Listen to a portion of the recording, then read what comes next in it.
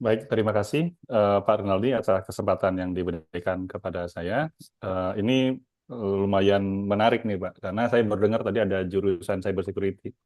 Jadi kebetulan anak saya juga, alhamdulillah Pak, baru diterima di program STIKA yang IUP Pak, tapi yang cyber security. Saya tanya ke dia, kenapa milih cyber security? Selamat, Ya selamat. nggak apa-apa Oh, katanya. yang ini ya, yang jalur IUP ya? IUP betul Pak. Jadi pada Apa? itu, wah ini nanti jangan minta tugas kuliah saya kerjain, saya bilang. Karena ketahuan ada cheating policy violation, saya bilang. Prodi apa? Jadi, Prodi apa? gimana Pak? Prodi apa? Prodinya cyber security Pak. Dia Bukan, eh, artinya nggak ada cyber security. oh yang dia bilang ini STI, Oh, STI itu cyber security Pak. ini ya. Tapi mereka sudah lulus, nanti anakmu udah kuliah, mereka tidak akan Iya, ya. jangan bisa diospek kan diospek. Ya. Oke, selamat ya. Putranya diterima di Ya, STI, di Prodi STI angkatan 2026, program studi 2026 Pak. Betul Pak. UP, STI, program studi internasional. Oke, silakan lanjut. Baik, terima kasih. Mungkin kita langsung mulai. Ini saya ternyata salah kode mata kuliah nih Pak. Ternyata. Saya ngambilnya tadi 4012, ternyata yang benar 4021. Oke, nanti saya perbaiki Kak. Karena kebetulan kode untuk masuk ke slide ini juga kodenya salah juga berarti 4012. Tapi nggak apa-apa. Mungkin ini kenapa saya setuju untuk mengisi ini karena banyak gap yang saya lihat ketika saya berinteraksi di dunia kerja dengan anak-anak yang bukan intern tapi pegawai tapi masih muda. Jadi masih ada kesalahan konsep, kemudian masih belum tahu yang mana kapan digunakan private key, kapan public key, kemudian hanya berpikir bahwa ini enkripsi, kemudian semua udah aman, enggak. Makanya di dalam diskusi kali ini saya membuatnya jadi eh, ada 9 agenda, bukan introduction sama closing lah, cuman itu eh, untuk penarikan kesimpulan dan pengenalan aja. Mungkin kita masuk dulu ke bagian perkenalan. Dan kenapa saya bilang bahwa why this lecture matters? Mohon maaf ini slide-nya pakai bahasa Inggris karena biasanya karena kalau saya ngajar itu saya mau ngeklaim CPE. CPE itu Continuous Professional Education. Jadi ketika kita punya sertifikasi, sertifikasi itu harus diperbarui setiap 3 tahun sekali dengan cara ujian ulang atau menambah apa namanya pengalaman di dalam entah itu kontribusi ke sosial society atau kontribusi ke ilmu yang dituju. Nah, ini kenapa sebenarnya saya menggunakan pakai bahasa Inggris agar bisa di-approve. Cuman saya pikir teman-teman juga bisa melihat slide ini dan tapi kan saya tetap dalam bahasa Indonesia. Jadi saya diundang oleh Pak Rinaldi untuk ngisi sesi. Sisinya itu untuk tentang kelas kriptografi. Oh, menarik nih. Kenapa? Karena saya mencoba menjembatani antara kelas kriptografi yang ada di kuliah, waktu saya dulu mengerjakan tugas kriptografi juga dari Pak Rinaldi juga. Kemudian saya coba mengingat masa lalu seperti apa, dan kemudian jejak langkah saya selama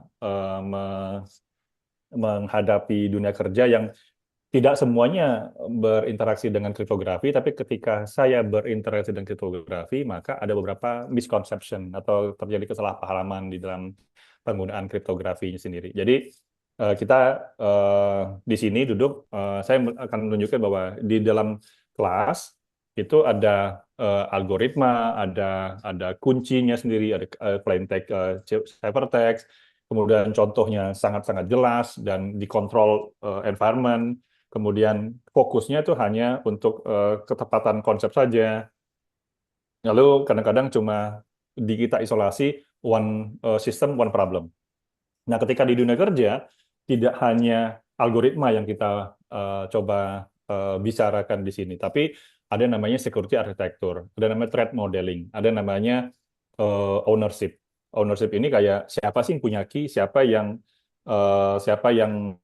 bisa kita tanya kalau misalnya ada pertanyaan eh, eh, key ini dirotasi nggak, key ini di eh, di di backup apa tidak, key ini diakses siapa aja. Nah itu ownership-nya juga. Kemudian tidak hanya nanyain key juga, tapi juga nanyain logs-nya seperti apa, siapa yang mengakses apa dan di mana, backup-nya gimana, user-nya siapa, auditor siapa, kemudian bukti-buktinya seperti apa. Dan ini Kita tidak bicara dengan one system, one problem, tapi many system, many stakeholder, many problem.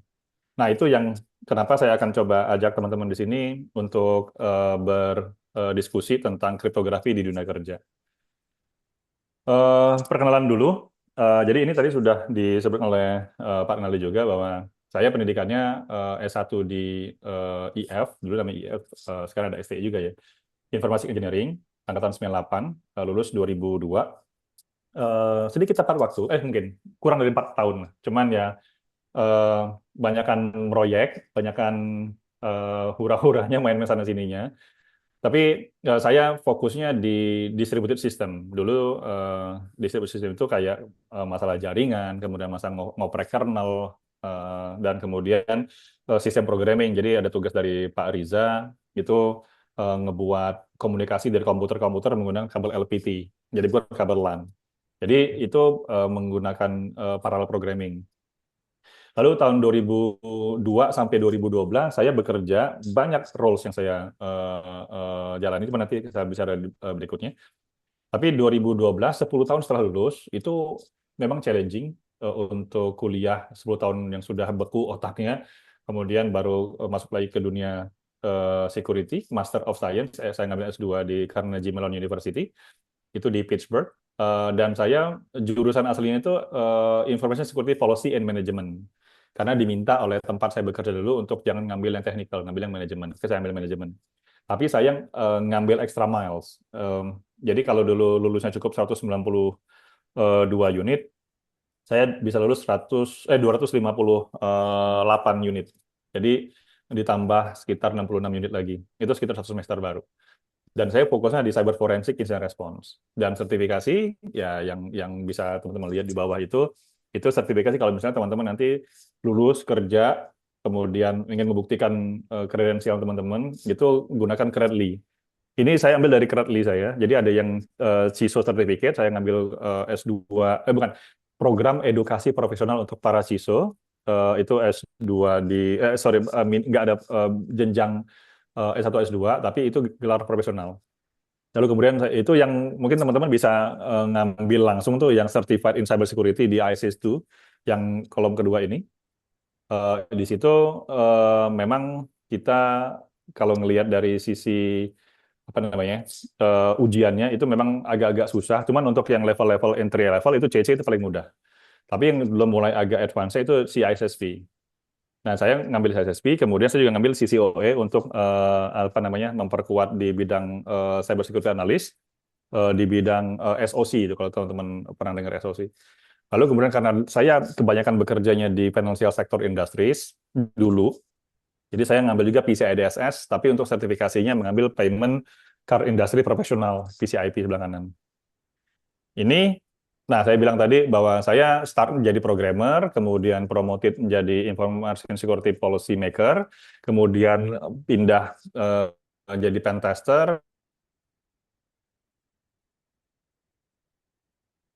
kemudian melakukan digital forensik, dan dari digital forensik kemudian saya pulang sekolah saya redesign PKI, nanti kita bahas apa itu PKI.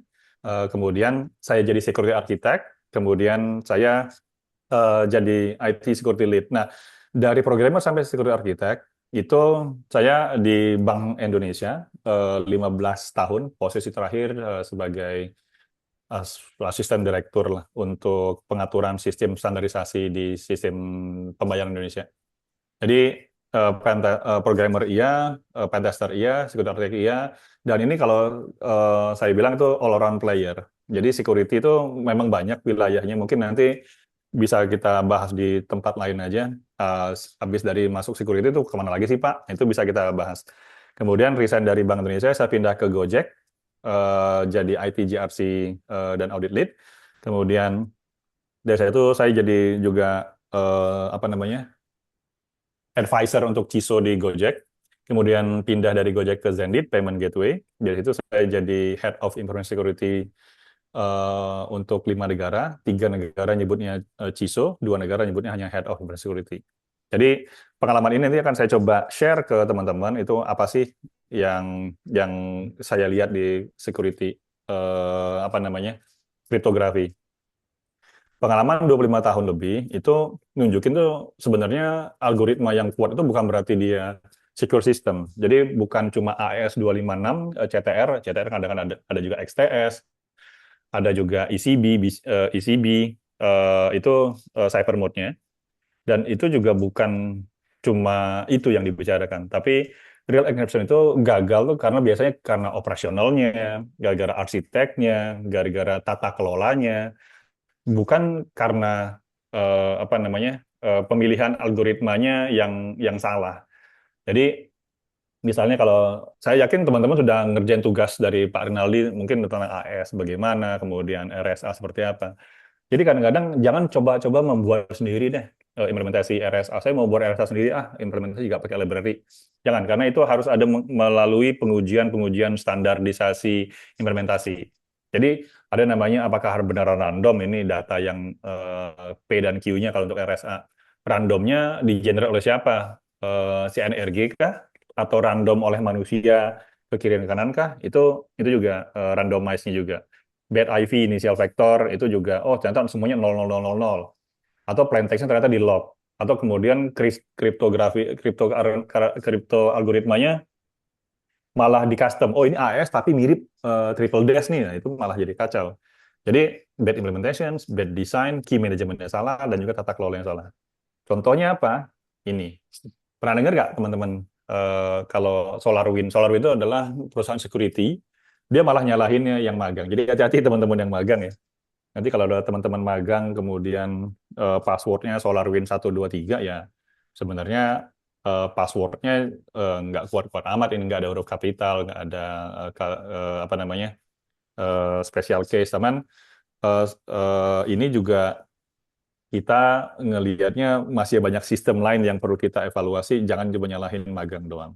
Atau yang terbaru ini, ClickUp, itu ada aplikasi namanya clickup.com, silakan lihat itu adanya API key. Apa itu, eh, Pak, API key? API key itu kayak authentications untuk level server to server atau machine to machines. Jadi biar tidak ada interactions, live interactions. Jadi API key-nya itu ya ketika API key-nya bocor bisa dipakai query untuk menggunakan RESTful API atau pakai menggunakan GraphQL. Itu dengan adanya API key ini ya bisa melakukan apapun seperti dia login. Jadi ini salah satu contohnya. Dan tadi saya yakin teman-teman sudah nge-scan ini ya. Ini mungkin passcode-nya salah, harusnya 4021, cuman ya udah terlanjur saya buat 4012. Jadi itu mungkin teman-teman yang sudah nge-scan, masih butuh waktu nge-scan atau sudah? Kalau udah, saya langsung aja Pak ya. Baik. Yang kedua, agenda kedua ini langsung mulai aja. Jadi di kelas itu, saya yakin teman-teman itu ngelihat, wah ini mudah banget nih, enkripsi, ada plain text, kemudian itu terlalu kecil deh, Halo Alice-nya kecil banget. Kemudian kita memilih apa algoritmanya? AES, AES itu kan, ingat ya, jangan sampai salah. AES itu bukan algoritma, AES itu standar, algoritmanya adalah Randall ya. Korek wrong ya Pak ya, Pak Rinaldi. Saya juga agak bingung. Karena beberapa orang bilang, oh kok Randall mas, itu bukan AES. Iya, karena ada standarnya yang sudah diterapkan menggunakan algoritmanya, algoritma Randall. Nah itu key length-nya ada 256. Jadi jangan sampai bilang ada kita pakai AES 512 aja, belum ada. Belum ada enkripsi yang AES 512. Atau kalau menggunakan RSA, ya ada RSA 1024, 2048, atau 4096, atau menggunakan ECC, mau menggunakan P256 atau K256, ini juga silakan digunakan algoritmanya yang dituju. Kemudian key-nya apa? Key-nya itu kalau kita lihat secret value-nya, kemudian ketika digunakan bersama, jadilah ini ciphertext. Jadi fondasi ini sebenarnya simpel, tapi kalau kita gunakan di dunia kerja, ini tidak serta-merta hanya cukup apa yang di-encrypt, algoritmanya apa, kemudian kuncinya apa. Ini kita juga masih bisa ngelihat yang ditanyakan oleh auditor misalnya. Ini benar aman, ini key-nya simpan di mana, kalau insiden gimana, buktinya apa. Nah itu tidak semudah itu. Nah kalau di dunia kerja, ketika kita bilang enkripsi, enkripsi itu sebenarnya langsung menggunakan satu kalimat encrypt customer data deh. Itu jadi tidak sesimpel yang tadi, tapi sudah mulai lagi ada desainnya. Tunggu dulu, yang mau kita encrypt itu apa? customer data. Oke, itu berarti sensitive data ya, benar. Kemudian siapa yang bisa mengakses data yang sudah kita encrypt ini? Aplikasi.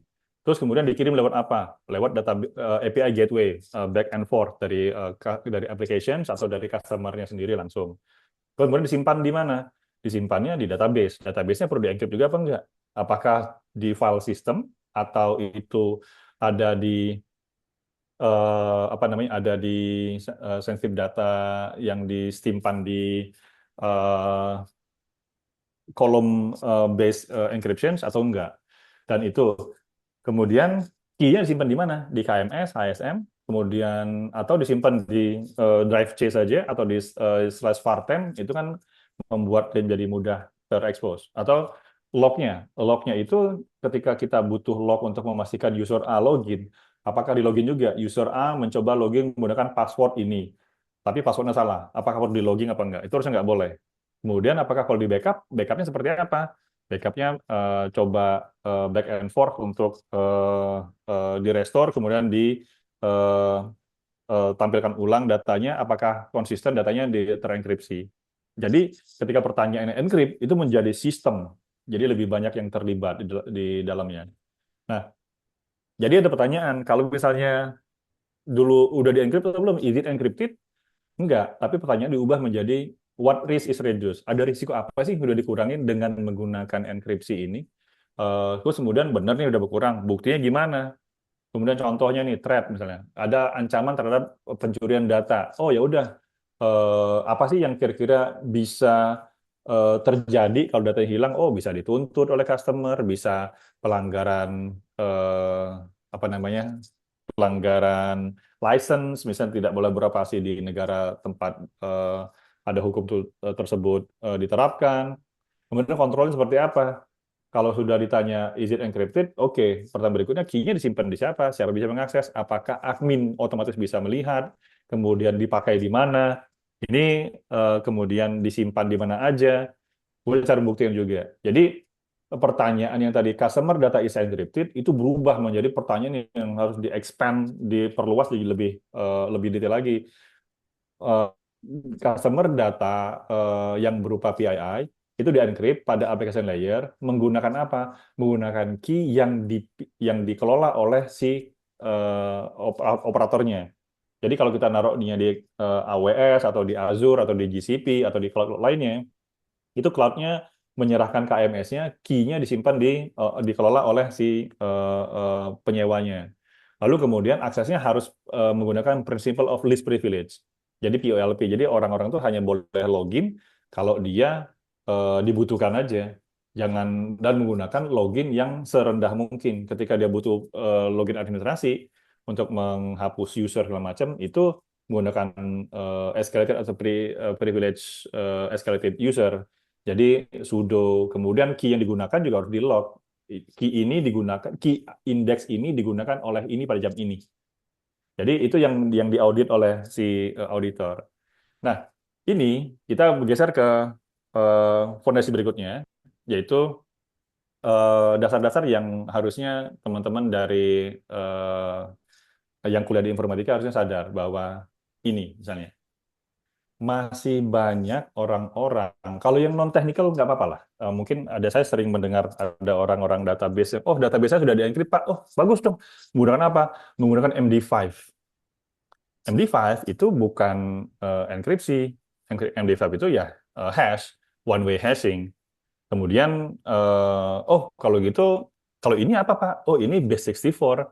Base 64 tapi encoded-nya menggunakan apa namanya, hexa string. Jadi dia terlihat seperti hexa. Jadi ketika di decode dari hexa string menjadi string, stringnya berupa base 64. Itu kalau kita coba lihat lagi, oh ini ternyata MD5. Jadi tidak serta-merta password itu apa namanya di encrypt, tapi juga dia bisa di hashing dan menggunakan encoding lainnya. Tapi ada yang paling bawah itu tuh, are those same things. Jadi yang ke bawah itu memang banyak loh, bukan sama aja ya. Jadi memang fundamental data atau fundamental apa namanya konsep yang harus dimiliki oleh teman-teman ini itu menjadi penting ketika nanti berinteraksi di dunia kerja. Kita coba lihat suatu ini misalnya. Kalau enkripsi itu sebenarnya bukan encoding, yang tadi saya bilang base64, bukan juga hashing yang one way. Jadi kalau sudah di-encrypt ya nggak bisa di-decrypt kalau menggunakan hashing seperti tadi. Jadi encryption itu benar. Jadi dia bisa reversible selama dia punya key-nya. Nah, ada satu lagi yang namanya tokenization. Tokenization ini kayak seperti mapping. Mapping ketika sebuah code di-generate, mapping ini silakan diacak. Jadi katakan lagi nih, ketika teman-teman menyerahkan kode NIK kepada orang-orang lain, ini biar unik, Pak. Loh, apakah butuh NIK-nya atau uniqueness-nya? Ketika teman-teman mendesain sebuah identifikasi user yang unik, yang bukan membutuhkan data NIK, ya sudah, kita tokenize saja NIK-nya, itu dengan mungkin dengan salt SHA-256, kemudian dipotong, kemudian dari situ kita mapping bahwa kalau tokennya seperti ini, maka dia pointing ke NIK yang lain. Nah, itu yang kita tokenize. Tapi ada satu lagi, encryption itu ada juga dia bilangnya signature, digunakan untuk proof of origin. Jadi kalau kita menggunakan misalnya ada public key, private key, ini harus ada semacam apa namanya pembuktian, ada namanya non repudiation. Jadi yang mau tanda tangan itu harus punya private key yang kemudian dibuktikan dengan public key oleh orang yang dituju.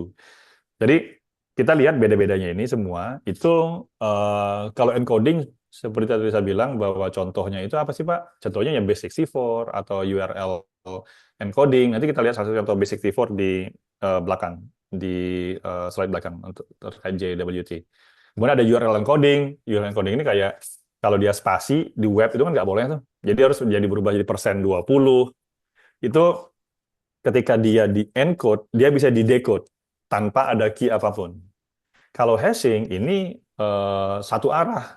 Jadi ketika kita menggunakan MD5 atau SHA-1, 256, sorry, SHA-1, kemudian ada yang namanya SHA-256, ini ketika dia di hash, maka orang-orang nggak bisa nebak lagi ke belakangnya seperti apa. Jadi datanya apa, nah itu memang disitulah tujuannya untuk menggunakan hashing ini.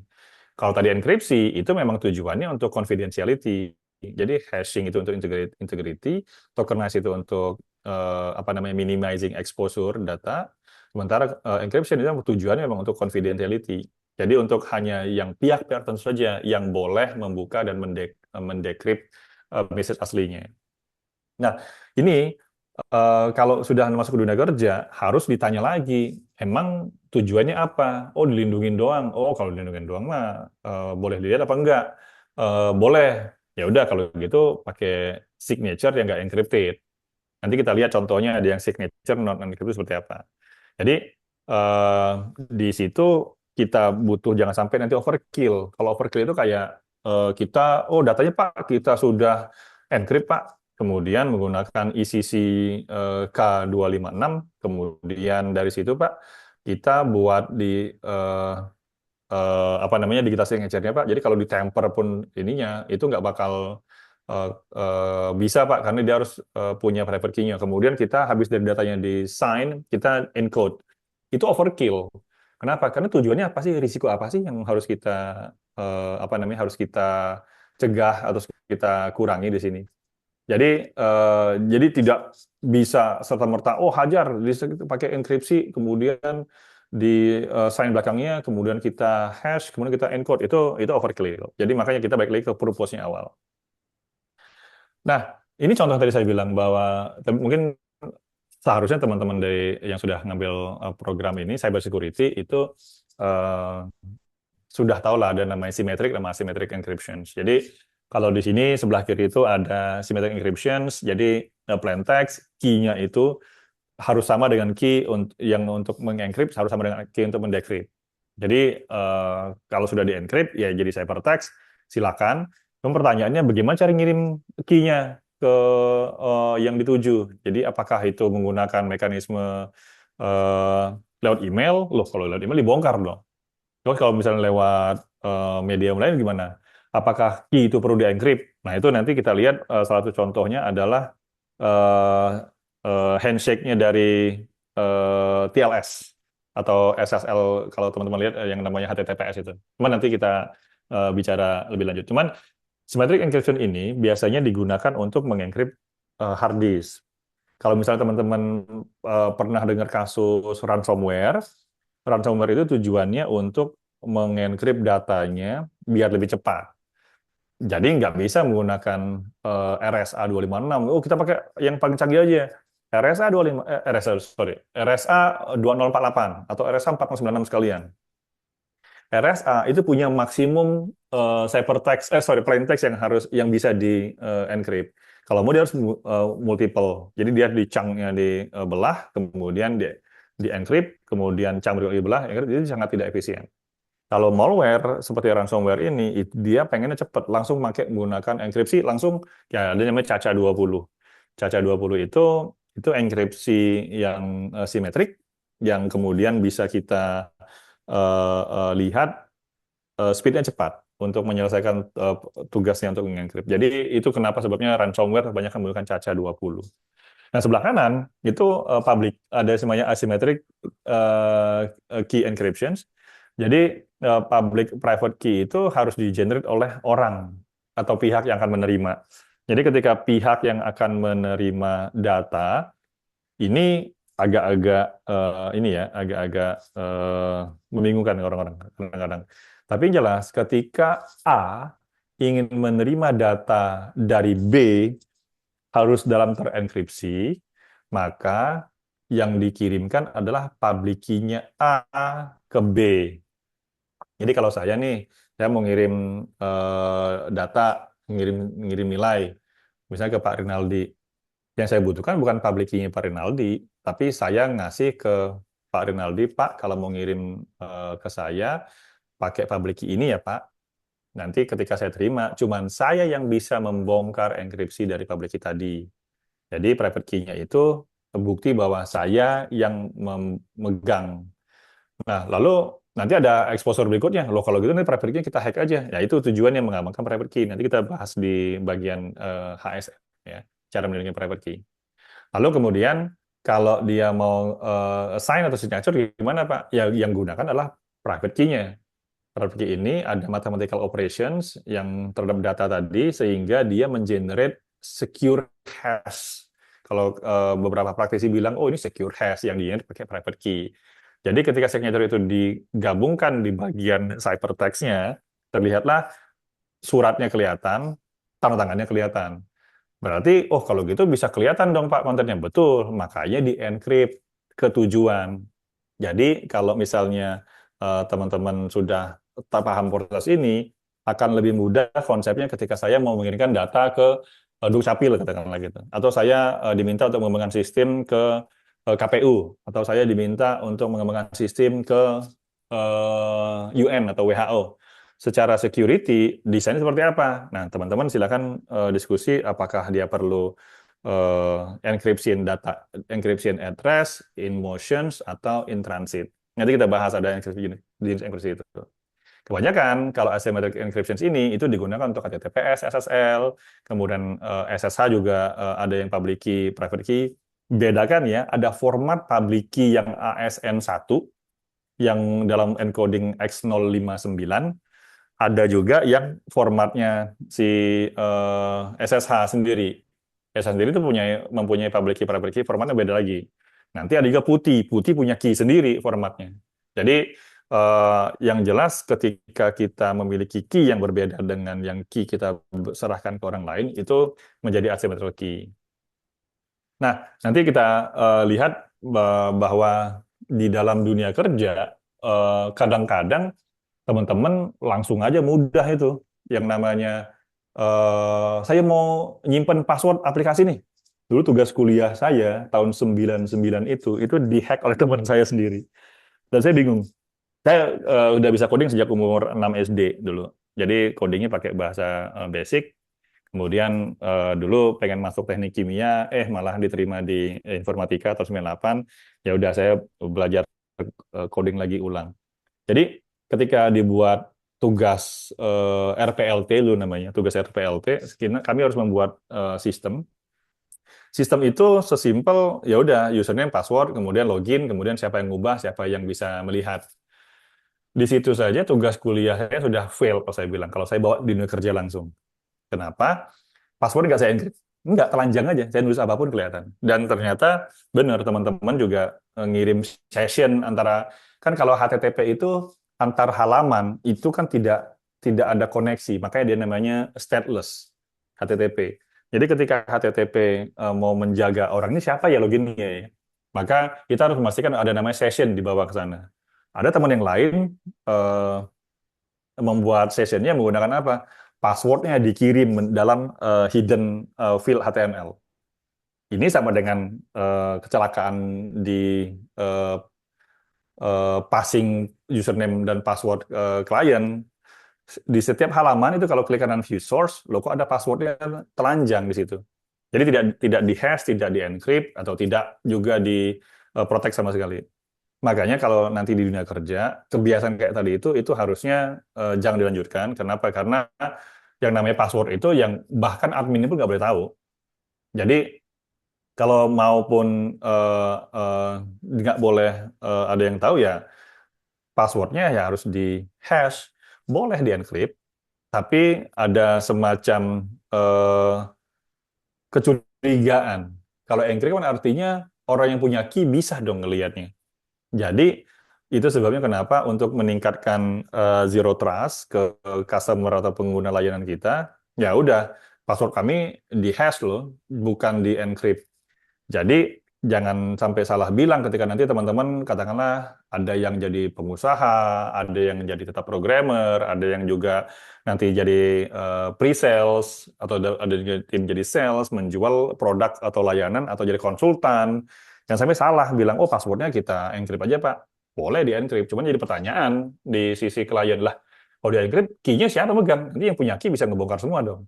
Jadi biasanya orang-orang itu menggunakan hashing. Nah, hash itu ada juga yang kalau teman-teman dulu siapa yang yakin bahwa hash itu nggak bisa di apa namanya di reverse.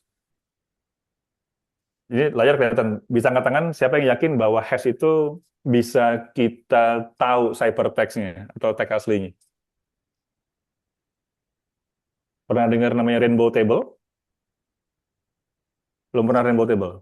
Atau kita eh misalnya gini deh, saya coba langsung ke, ntar ya, kita buka shell dulu satu.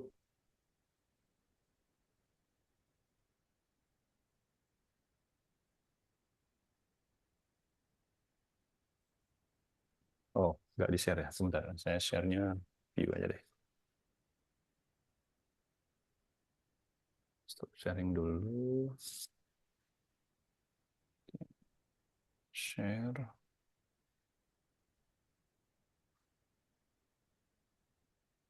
Stop dulu. Oke, ini kemudian ini bukan ngajarin ini ya, ngajarin ngehack ya, tapi eh oh belum saya kirim ke sana.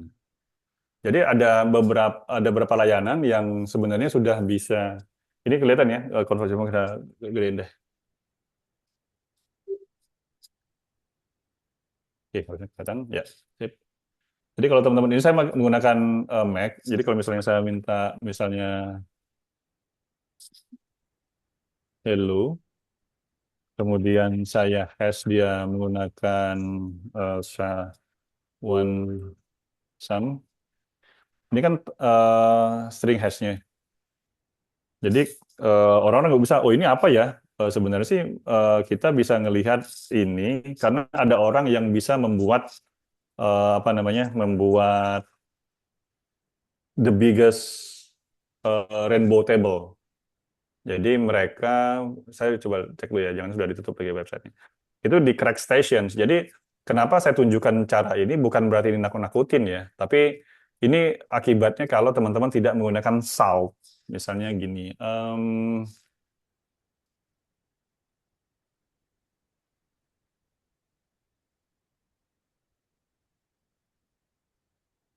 oh lambat sekali, sebentar. Oke.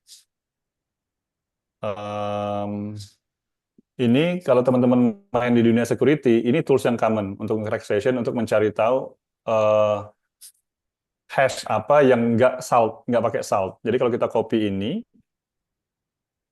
kemudian kita cari di sini, not robot, kemudian crack the hash. Jadi kelihatan kan dari hash itu ada yang namanya dia langsung tahu tipenya SHA-1. Kenapa? Karena length-nya kan panjang dari apa namanya panjang dari stringnya seperti itu. Kemudian resultnya hello. Jadi teman-teman kalau misalnya menggunakan hashing directly langsung menggunakan kayak gini, itu teman-teman langsung kejebak yang namanya tanpa salt. Maka tadi gambar tadi pakai garam. Saya nanti silakan tanya ke detailnya ke Pak Rinaldi yang tahu kenapa namanya garam. Jadi itu salah satu cara mengamankannya yang menggunakan garam tadi. Jadi kita balik lagi ke sini. Eh, Kalau misalnya saya menggunakan saltnya di depan, itu eh, sebelum tambah hello saya bilang menggunakan FF2E, kemudian hello. Saya seperti ini. Dan itu saltnya masih pendek. Biasanya saltnya itu bisa sepanjang 20 karakter atau lebih. Dan kalau kita coba cek lagi di Crack Station, saya juga nggak tahu apakah ini ada. Yes. Dan di sini,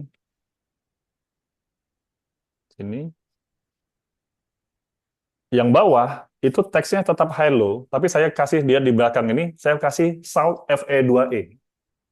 F2E itu saltnya dia. Jadi salt itu bisa apapun, karakter random apapun yang di belakang, tapi harus konsisten.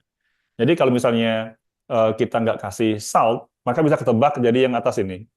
Kalau misalnya kita kasih salt, maka saltnya jangan sampai mudah tebak. Jangan sampai saltnya cuma A atau B, B, B, B. Nah, jadi sama-sama hash SHA-1, tapi kemudian dia yang satu nggak pakai salt, mudah ditebak dengan menggunakan rainbow table atau the biggest table di security crack sessions ini. Kemudian bisa kita lihat hasil di bawahnya, kalau yang not found itu karena algoritma yang nggak ketebak, kemudian resultnya nggak ketebak. Jadi ini yang sebabnya kenapa teman-teman yang kalau suka bermain dengan hash ya harusnya ada yang namanya unique value dari salt tadi itu.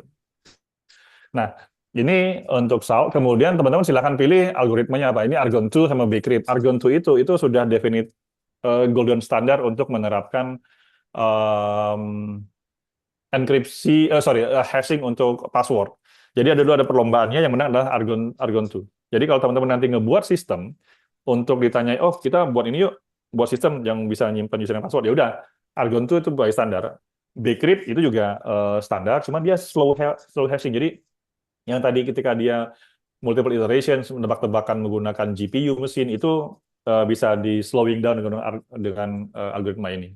Nah, kalau yang tadi itu kita lihat sebelah kiri, yang ketika ditanyain password itu harusnya bukan di encrypt. Kenapa? Karena sebelah kiri dinyatakan udah wrong design. Wrong design itu jangan di encrypt dan password kemudian decrypt during login. Itu berarti ada orang yang serta-merta bisa melihat posisi plain text-nya seperti apa. Jadi itu sebabnya kenapa jangan menggunakan enkripsi tapi menggunakan hashing. Sebelah kanan tadi contohnya. Jadi salt tambah algoritma jadi hash. Ketika hash, compare-lah hasil dari salt tadi itu, hasil dari hash tadi itu dengan yang di database. Jadi database-nya compare, oh ternyata hash-nya sama ya, berarti password-nya sama. Nah itu untuk hashing. Kalau untuk digital signature, ini beda lagi. Dokumen-dokumen, misalnya mungkin teman-teman nanti akan di dunia kerja ketika ada kontrak yang desain, oh perlu dikontrak, kebetulan di sini pas saya sign kontrak diminta menggunakan salah satu provider, kita sebut aja namanya Privy ID. Privy ID itu dia diminta dan bukan diminta, dan dia sudah diakui oleh negara menjadi salah satu dari 6 penyedia jasa layanan digital signature. Jadi datanya terkoneksi atau divalidasi dengan Dukcapil, kemudian orang ini berarti beneran ada, kemudian dari situ dia akan digeneratkan oleh sistemnya private key-nya ini digunakan untuk identity sign, dan orang lain yang akan menerimanya akan jadi dicek dengan public key-nya. Jadi dokumen itu saya tanda tangan cukup dengan tanda tangan digital. Bedakan antara tanda tangan digital dengan kita nyoret-nyoret PDF. Oh, itu tanda digital, Pak. Betul. Tapi itu tanda tangan digital yang bukan tanda tangan elektronik, atau tanda tangan digital yang berinduk. Jadi dia harus, tanda tangan digital ini di-generate oleh sebuah sistem yang induknya itu diakui oleh negara. Itu sebabnya kenapa namanya tanda tangan digital dan tanda tangan elektronik itu dibedakan. Tanda tangan elektronik itu tanda tangan kita di yang bambu yang ada stylus-stylusnya itu, atau di iPad atau di tab tanda tangan itu tanda tangan elektronik. Nah, kalau tanda tangan digital itu kebalik, tanda tangan digital. Jadi dia mendigitalisasi tanda tangan. Jadi makanya TTE itu tanda tangan elektronik itu menjadi diakui oleh negara. Nah, ini eh, ketika orang menandatanganin dokumen, bukan berarti dokumennya itu tidak bisa dilihat orang. Jadi ada yang namanya data signature dan integrity. Dia hanya memastikan ketika message di atasnya, katakanlah gini, eh, Pak Rinaldi mengirimkan nilai ke dekan atau ke rektorat, eh, nama Bayu nilainya C. Tapi kemudian karena dikirim lewat email eh, kampus, kemudian ini bisa ditemper nih, yuk kita temper dulu sebentar di internet tengah jalan. Somehow itu technically little bit hard, tapi possible. Ketika ditemper, yang harus temper juga adalah signature-nya. Oh, nilainya dari C menjadi A, maka yang ketika penerimanya ngecek, dia harus melakukan pengecekan di bagian signature-nya. Kalau dia mentah-mentah menerima dokumen ini nilainya benar, maka ya sudah fail itu integrity checking-nya. Kadang-kadang juga banyak programmer, nanti teman-teman kerja di dunia kerja, itu kan lihat, loh kok ini perlu, iyalah, karena kita harus validasi. Nah, ada beberapa orang yang tidak memvalidasi ini. Oke, ini memvalidasi gimana? Menggunakan public key. Nah, berikutnya lagi, ini kalau teman-teman jadi programmer, nah ini mungkin teman-teman kalau ngelihat ada semacam tugas, eh, programmer itu ketika berhadapan dengan kriptografi ya ada banyak. Misalnya, oke, saya mau maintain sessions. Tadi kan saya bilang bahwa HTTP itu stateless. Untuk membuatnya menjadi so-called stateful atau dia ingat apa yang dilakukan sebelumnya, maka dia sebenarnya session data. Session data kebanyakan itu menggunakan JWT. Jadi dibilang JSON Web Token, bentuknya JSON di dalamnya, tapi dia di-encoded menggunakan base 64, dan di dalamnya ada nama algoritmanya. Nanti kita lihat di format struktur dari JWT ini. Kemudian programmer juga disuruh mengencrypt field. Jadi ketika ada field, misalnya kalau teman-teman ngebuat database itu ada katakanlah username, kemudian nama lengkap, tanggal lahir, nama ibu kandung, kemudian di situ ada gaji katakanlah, nanti kalau teman-teman mengendal struktur aplikasi internal gaji. Di situ udah ada PII. Kalau database itu kena dump, kena hack, dan kemudian datanya muncul, bukan hanya data gaji saja yang keluar, tapi juga data-data PII. Dan ini bisa pelanggaran terhadap undang-undang PDP. Jadi di sini letaknya bahwa data security dan data privacy itu menjadi satu kesatuan utuh yang tidak bisa dipisah-pisahkan. Jadi kalau teman-teman bilang mau data privacy, ya harus ada data security. Tapi data security bisa tanpa ada data privacy. Jadi di sini kita lihat bahwa nge-encrypt fields-nya itu perlu. Kemudian kapan lagi developer ketemu dengan kriptografi? Ada tuh di koneksi HTTPS atau TLS. Kalau ini kebanyakan kalau saya lihat sih bukan bukan programmernya yang konfig, tapi infra timnya yang mengonfig. Kenapa? Karena teman-temannya cuma ngonfig aplikasi berjalan berdasarkan codingnya, katakanlah dia menggunakan .NET atau di sini pakai Node.js atau pakai apa ya yang corporate biasanya minta pakai Java katakanlah. Jadi beberapa flavor dari kantor sendiri punya format-format masing-masing. Nah, dari situ biasanya tim infranya yang mengkonfig bahwa oh nanti kalau ada masuk ke sini pakai HTTPS ini ya, sertifikatnya ini ya, bukan programmernya, bukan developernya. Cuman mereka tetap butuh kemampuan atau knowledge dari kriptografi sendiri. Kemudian kalau kita lihat lagi ya, tadi sudah di bawah ya bilang hashingnya seperti apa, kemudian logs. Ketika tadi bilang oh username Burman login ke server ini dengan password ini, nah itu sudah salah. Kenapa password orang di logging di logs? Jadi harus diyakinkan bahwa log itu tidak ada mencatat yang harusnya sensitive information tadi sudah kita protect. Ini tadi saya bilang bahwa JWT tadi fungsinya, jadi itu EYJH itu sebenarnya kalau kita teman-teman lihat itu bisa di eh, bisa di decode dengan menggunakan base64. Jadi kalau ini bisa saya copy nggak ya? Bentar ya.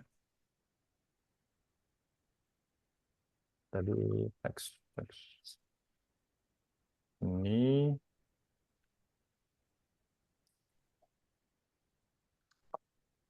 Jadi kalau di kebanyakan itu bisa sebenarnya copy, cuma kita ketik aja J A B G C I 0 I J I U Z I 1 N I J 9.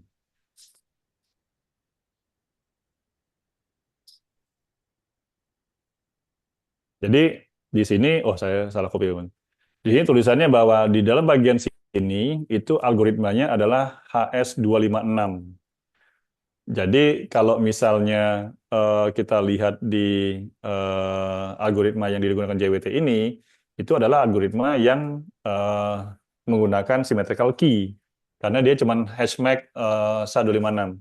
Jadi signature-nya di belakang itu ditentukan dengan secret key yang dikerjakan di depan. Nah, yang ini kadang-kadang orang-orang suka lupa. Oh, kita cek aja datanya. Oh, ternyata algoritma itu. Kadang-kadang programmernya sesimpel langsung mengdekode tengahnya aja tanpa perlu ngecek headernya. Oh, HS256. Oke, fine. Kemudian tadi kan sudah ini nih. Ini kayaknya huruf O kali ya. Yes.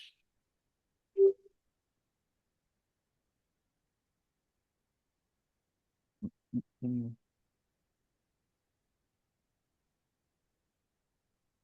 Oh ya, itu huruf O, bukan huruf ini. Sorry, salah.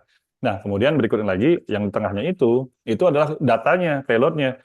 Kadang-kadang langsung, oh kita percaya aja di situ. Kalau misalnya kita ubah, misalnya dari EYJ, ZDWI, I0, IXMJMI, FQ,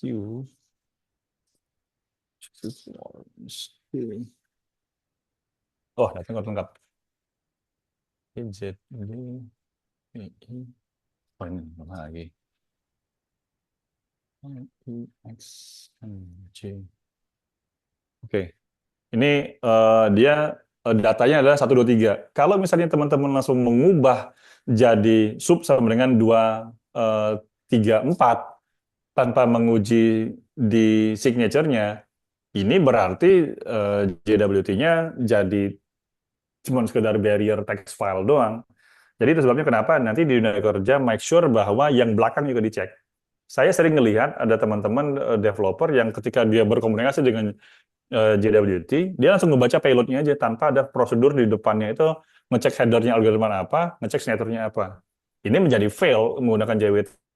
Katanya mau menjaga session. Jadi ketika kita temper menggunakan burp suite-nya kita ganti tadi sub 123 menjadi sub 345, maka yang data terkirim sub 345. Jadi itu sebabnya kenapa nanti di dunia kerja bahwa make sure enkripsi seperti ini tuh harus dicek lagi keberadaan signature-nya seperti apa. Karena tugasnya dari signature belakang itu adalah untuk meningkatkan integrity. Jadi makanya tadi dibilang ada header and payload can usually be decoded by anyone. Benar, karena itu sudah menggunakan regular base 64 aja seperti biasa. Nah, kalau step keduanya, verify before using. Jadi ketika teman-teman ngelihat ntar, sebelum saya baca payloadnya, saya coba dulu lihat, oh algoritmanya ini. Oke, kalau itu kemudian secret key-nya tadi sudah disebutkan di tukar-tukaran sebelumnya. Lalu kemudian kita cek yuk, pakai payloadnya ini, benar nggak signature ini? Kalau enggak, balikin, kita reject. Jadi kadang-kadang orang-orang malah saya tanya, ini secret key-nya di mana? Oh, emang perlu mas? Untuk baca bisa dibaca? Benar, bisa dibaca. Tapi kok nggak kalian cek dengan secret key yang tadi? Oh, ternyata semua orang mentemper tanpa dicek lagi. Nah, itu sebabnya nomor 2 tadi penting, verify before use. Jadi, eh, apa namanya, si JWT ini ya sebelum menggunakan harus di-verify lagi. Nah, lalu kemudian kalau tadi saya bilang bahwa experience saya salah satunya adalah di IIT GRC Lead. Itu kenapa? Karena saya dulu pernah ketika saya jadi developer, ada sebuah panduan yang pada saat itu mewajibkan kami menggunakan AES 256. Pada saat itu saya menggunakan Java. Java ketika menggunakan AES 256, maka karena kita negara Indonesia harus mendownload lagi sebuah profile yang didownload dari Sun Microsystem dulu, websitenya dari Sun Microsystem. Kemudian dari situ sebelum diakuisisi oleh Oracle. Dari situ ternyata ada konfirmasi apakah Anda bukan berasal dari negara yang termasuk dalam axis of evil. Saya tanya, axis of evil ini apa? Itu negara-negara yang menjadi poros tengah kejahatan. Nah, bayangkan kalau teman-teman sedang bekerja di negara yang tadi itu. Jadi, kalau nggak salah, saya kemarin pernah ngelihat nama negaranya adalah Iran, Irak. Dulu. Jadi, Access People tidak boleh mendownload AES 256 policy untuk diizinkan. By default, Java akan mengizinkan 128. Itu dulu. Nah, tapi secure coding itu menjadi fail karena teman-teman yang membuat policy itu belum pernah coding sama sekali tentang kriptografi. Jadi itu sebabnya kenapa nanti teman-teman yang sudah bisa kayak apa namanya empat domain misalnya dari sorry semua domain itu harusnya teman-teman bisa membantu mendefinisiin peraturan atau secure coding guidelines. Itu yang pertama ketika penggunaan algoritmanya sudah didefinisiin. Jadi kalau untuk coding dilarang menggunakan algoritma symmetrical selain AES 256. Berarti harus tahu apakah negaranya diperbolehkan menggunakan strong encryption. Kemudian yang kedua, hash. Hashnya nggak boleh pakai MD4. Hashnya harus pakai minimal SHA-256. Atau kemudian nanti algoritma asymmetricalnya nggak boleh lagi menggunakan RSA, harus menggunakan ECC ya, seperti itu.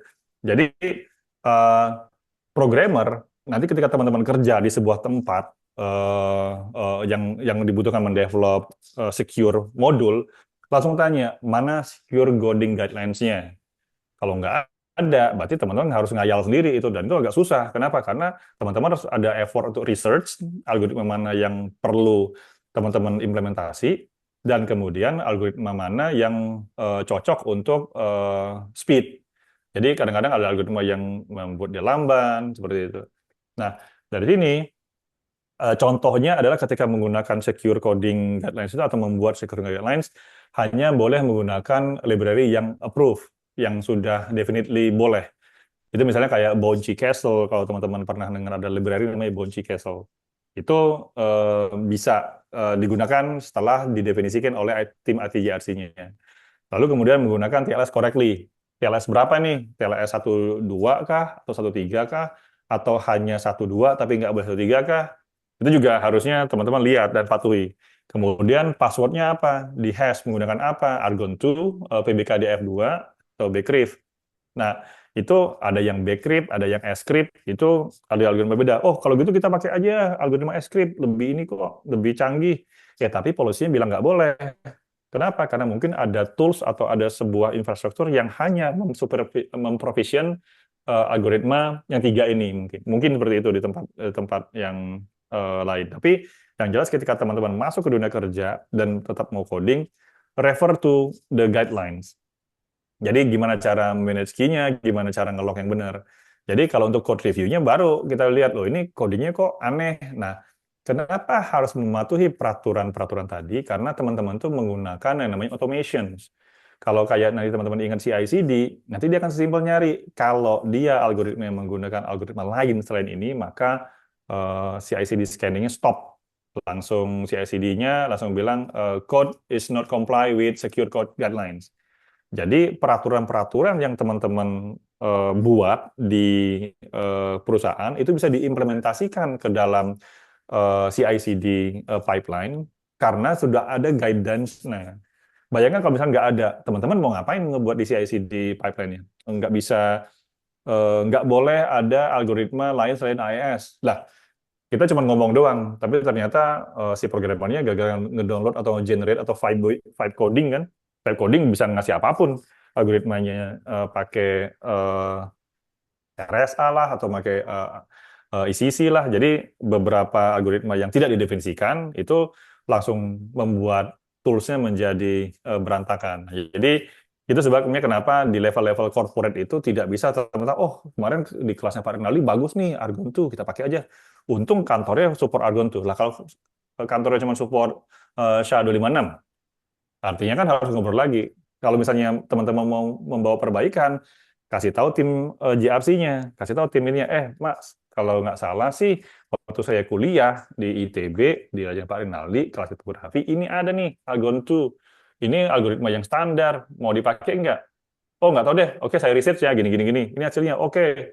Nanti si timnya IT JRC akan, karena ada improvement dari sisi security dan processing, maka kita pindah ke Argon 2. Itu kontribusi teman-teman terhadap perkembangan secure software development di dunia kerja. Jadi nggak cuma berkecimpung di programming aja, enggak. Jadi teman-teman juga bisa ngelihat secara bersama-sama bahwa teman-teman bisa menciptakan sebuah ekosistem yang secure di pas ngebuat aplikasi. Nah, ini yang tadi saya bilang bahwa sudah banyak kasus-kasus yang ini sendiri saya ketemu sama teman-teman juga pas dia coding. Ini kalian coding jam dari mana sih? Ini kayaknya 2 atau 3 tahun lalu masih ada sebelum era negara api menyerang. Bukan, sebelum si apa namanya vibing coding ini mulai tren-tren. Jadi kayak ada base64 as encryption, bukan, itu kan encoding. Kemudian ada weak random, IV-nya dibuat semuanya nol, biar mudah aja Pak. Gitu. Lah untuk apa ada IV kalau nol? Kemudian static IV, oke IV-nya dari kalimat puisi dia dibuat SHA-256, kemudian dijadiin IV. Tapi statik terus kemana-mana setiap kali transaksi, IV-nya statik, nggak pernah berubah ya itu nggak bisa memperkuat apa namanya enkripsi. Kemudian hard coded keys. Key-nya juga ternyata sudah ditulis di body programming. Jadi ketika dia commit ke GitHub atau ke GitLab dan orang-orang nyari, wah ada API key nih bisa dipakai.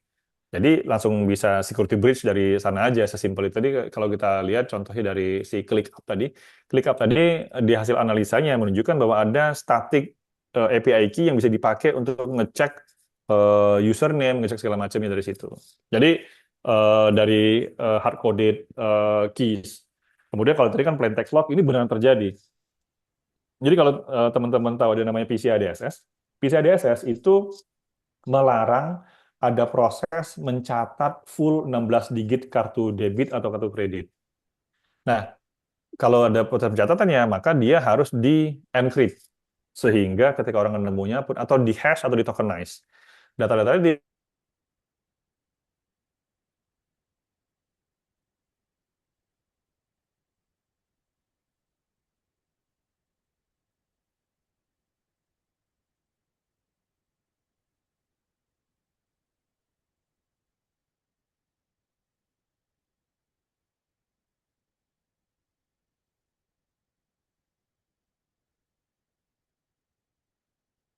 disebut nih.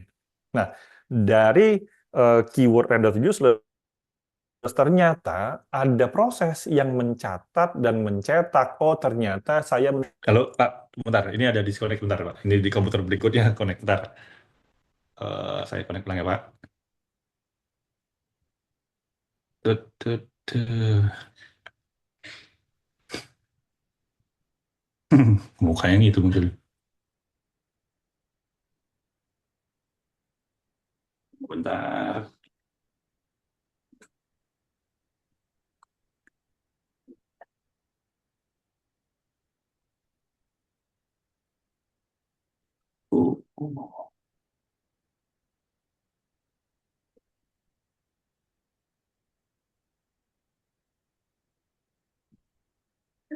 Sambil menunggu udah bisa ngajukan pertanyaan, Pak. Ada Pak. Pak, ini saya online yang di kamera kedua, jadi saya mesti login bentar.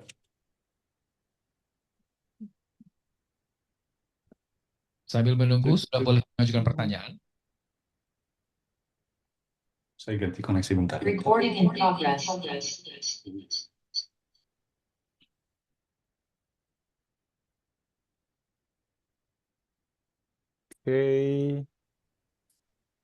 oke, baik lagi. Mohon maaf tadi makanya perlu backup plan untuk di dunia IT.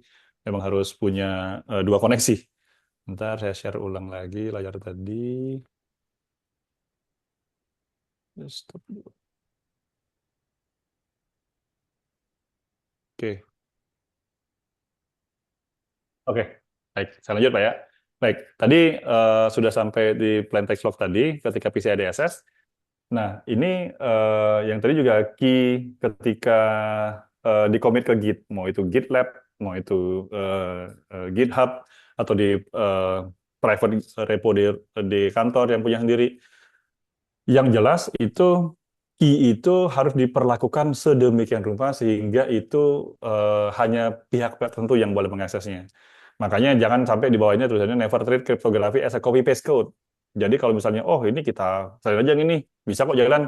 Ya, tapi harus dilihat ketika kita copy paste modul yang ini sebenarnya apa sih yang terjadi di belakangnya.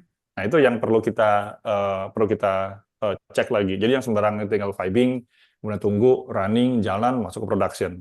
Jadi harus ada semacam controllernya. Makanya teman-teman bisa menggunakan Claude, bisa menggunakan Codec misalnya hanya untuk mempercepat. Tapi teman-teman harus bisa tahu ngasih prompt seperti apa, coding seperti apa. Saya masih kadang suka berantem, berdebat dengan si ChatGPT atau dengan Gemini karena saya selalu challenge show me your RFC, RFC-nya salah. Jadi gunakan AI itu hanya untuk membantu tapi tidak langsung fully trust ke teman-teman environment di production apalagi. Oke, nah ini masuk ke real world place usage. Masih ada waktu, baru 1 jam.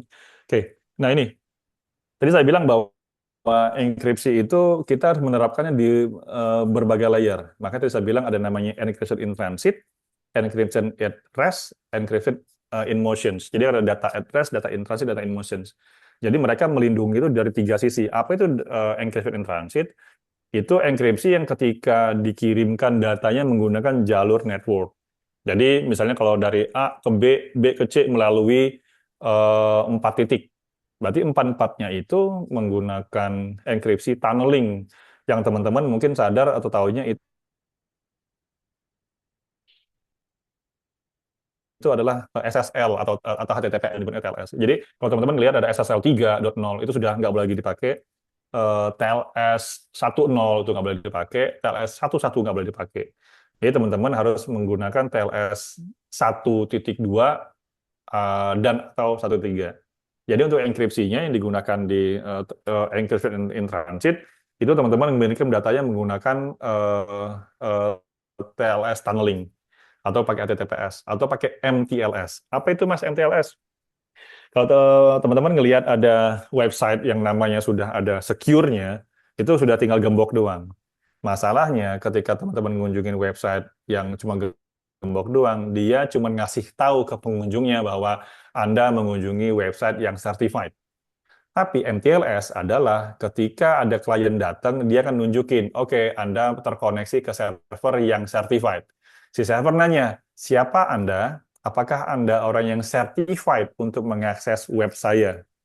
Jadi kalau teman-teman lihat ada namanya web TLS, itu bisa kita cek untuk menguji apakah teman-teman sudah punya sertifikat dari Swift atau enggak. Nah itu biasanya teman-teman yang berada di financial sector industries itu menggunakan MTLS. Jadi ini kemudian teman-teman juga ngelihat ada namanya HTTPS itu kan sudah digunakan tadi. Kemudian ada lagi namanya VPN. Nah, VPN ini jangan lupa teman-teman. Jadi pernah dengar nggak kasus ketika Menteri Kementerian Agama mengajukan anggaran untuk pembelian VPN. Itu sudah lama kasusnya. Ada berita. Jadi yang ditanyakan oleh eh, anggota Dewan Terhormat adalah ngapain beli VPN? Mau ini ya ngelihat yang enggak ya. Nah, sebenarnya ada namanya VPN S2S atau site to site. Jadi kalau teman-teman misalnya kayak gini, eh, teman-teman kuliah di Jatinangor tahun pertama kan, tapi teman-teman itu tanya sama dosen-dosen di ITB, ada nggak data yang dikirimkan dari server yang ada di Jatinangor diakses dari Ganesha? Ada dua caranya. Yang pertama, expose server tersebut ke internet dan kemudian HTTPS, lalu kemudian dosen yang di Ganesha mengaksesnya lewat web. Ini membuat web server tersebut menjadi terekspos ke internet secara publik. Siap-siap dan tunggulah bahwa dia akan kena scan oleh hacker, kemudian dicek ada vulnerability apa enggak, dan kemudian ada semua port kebuka apa port yang mana yang vulnerable, dan itu akan menjadi ancaman baru. VPN menggunakan IPsec atau site to site itu membuat dia berkomunikasi di layer 3. Jadi ada namanya layer 3 dan layer 7. Kalau tadi teman-teman menggunakan HTTPS, oh kita pakai web aja Pak, kita taruh di HTTPS, kita expose, IP kita sembunyiin, dan domainnya kita nggak announce. Enggak. Orang bisa nge-scan IP di dunia ini. Jadi percayalah ada bot yang kerjanya rajin nge-scan semua IP, dan ketika dapat, dia nge-scan lanjutannya portnya berapa. Makanya itu teman-teman kalau misalnya tertarik pada dunia pen testing, teman-teman akan tahu ada namanya teknik untuk namanya reconnaissance. Balik ke ini, kalau misalnya teman-teman ngelihat ada namanya VPN over SSL atau TLS, yang tadi web tadi, ada namanya VPN. Nah, mungkin teman-teman yang sering lihat tuh VPN over TLS atau SSL tuh kayak NordVPN, yang kalau teman-teman orang bilang, wow ini suka ini ya menghindari internet positif nih. Nah, itu VPN yang over SSL biasanya. VPN over IPsec itu biasanya dipakai untuk cabang ke cabang.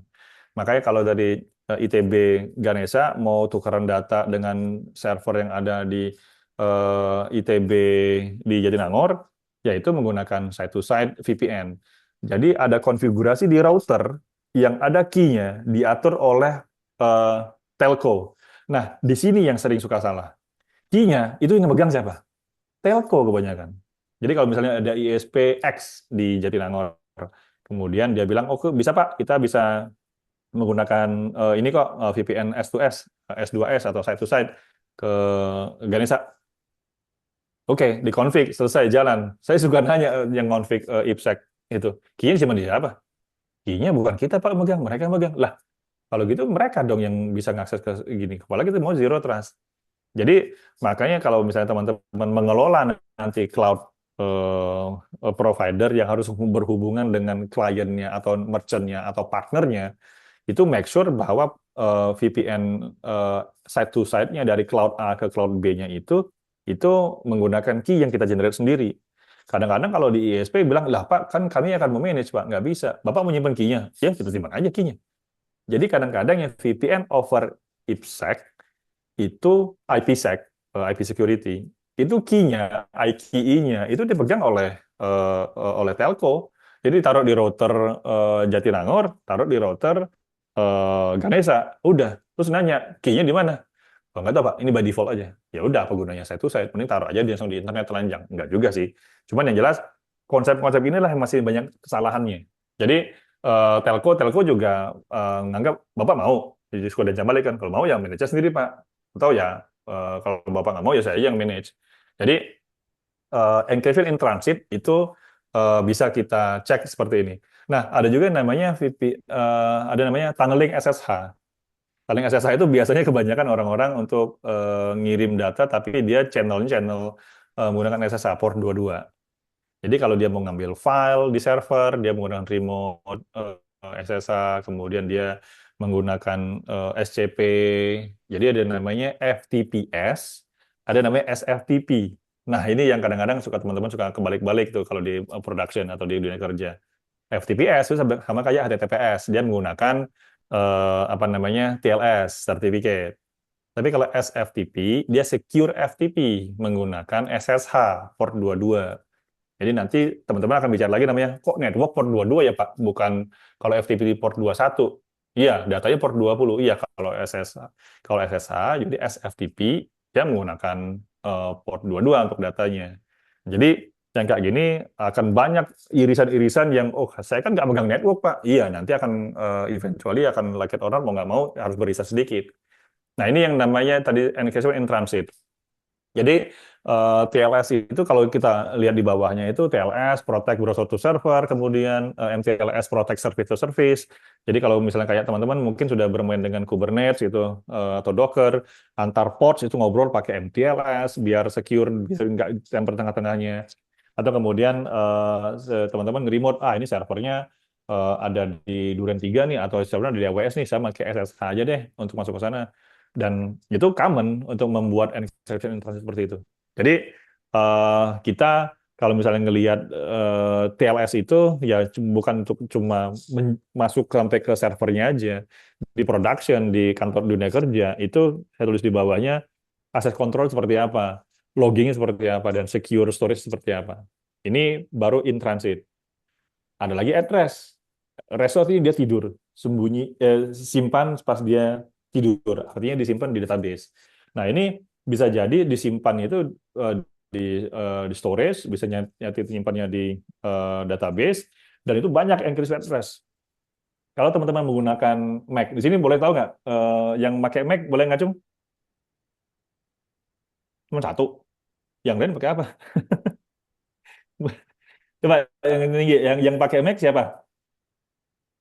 Cuma satu. Wow, canggih sekali. Kalau oke, saya ubah pertanyaannya. Yang pakai Windows siapa? Laptop Windows.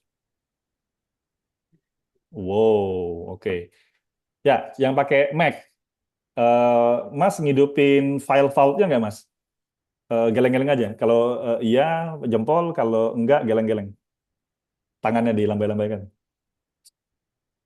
Pakai file vault nggak, Mas? Nggak tahu ya menu di mana. Jangan file vault. Nggak. Oke. Yang pakai Windows, itu ngidupin BitLocker-nya nggak? Coba yang ngidupin BitLocker angkat tangan. Wah, canggih. Lulus itu berarti kuliah security saya, Pak. Ya, gini, terima kasih interaksinya. Jadi, kalau di kantor, itu kan teman-teman sudah bermain dengan data kantor. Data rahasia lah, data gaji kantor lah, desain lah, report lah, apa segala macam. Teman-teman mungkin bilang bahwa, loh ini kan laptop saya. Benar laptopnya teman-teman. Tapi data-data kantor, maka ikuti peraturan di kantor. Kantor biasanya menerapkan encryption address-nya itu menggunakan BitLocker kalau Windows. Kalau di Mac, dia menggunakan file vault. File vault ini mengenkrit laptop tersebut sehingga kalau laptopnya itu ditemper atau chipnya diambil atau SSD-nya itu dilepas. Mungkin kalau yang Mac yang baru ini yang generasi M chip itu M1, M2, M3, M4 bahkan udah M5 itu chipnya sudah harus disolder ulang. Tapi kalau teman-teman nggak ngidupin file vault, ketemu orang kayak saya yang bermain di digital forensik, wah ada laptop nih, bisa saya ambil, saya konekin kabel, saya tinggal jalankan beberapa software, data yang tersimpan di laptop tersebut meskipun di password loginnya, saya bisa ngambil. Kemudian di laptop juga, laptop yang nggak pakai laptop yang tidak menggunakan BitLocker juga sama. Kebanyakan Windows sekarang juga masih pakai SSD yang bisa di-remove. Bisa juga yang sudah di solder di motherboardnya kayak MacBook. Ini juga tujuannya juga sebenarnya untuk melindungi data setelah masuk di situ nggak bisa diekstrak. Kalau ketemu orang kayak saya yang digital forensik, saya bisa ngambil datanya, saya bisa ngelihat, oh tanpa tahu username passwordnya apa. Dan langkah berikutnya saya bisa ngelihat kalau Windows itu dia nyimpen passwordnya itu ada di namanya apa namanya SAM file. Itu bisa kita taruh di tools-tools hacking, tool untuk bisa nge-decrypt, dapat passwordnya, saya copy hard disk tadi, taruh saya di forensic imaging, saya emulate sebagai VPN, sebagai VM, saya jalanin semua data di situ kebaca semua. Jadi itu sebabnya kenapa di dunia kerja laptop itu di-encrypt. Kalau di dunia sekolah saya nggak tahu deh. Di dunia kampus biasanya gini, Mas, gara-gara saya ngidupin file vault atau Mas saya gara-gara ngidupin BitLocker, kemarin harddisknya korup, data hilang semua. Bener, kan teman-teman punya layanan yang namanya cloud. Ada namanya kalau misalnya menggunakan Mac itu 5 giga kalau yang free. Kalau yang OneDrive saya lupa yang free berapa. Atau taruh di Google. Google juga kan free itu. Banyak data yang bisa kita simpan di sana. Jadi enkripsi tadi itu menjadi penting di dunia kerja, bukan cuma sekedar fancy-fancyan. Itu baru di laptop. Kalau di database gimana?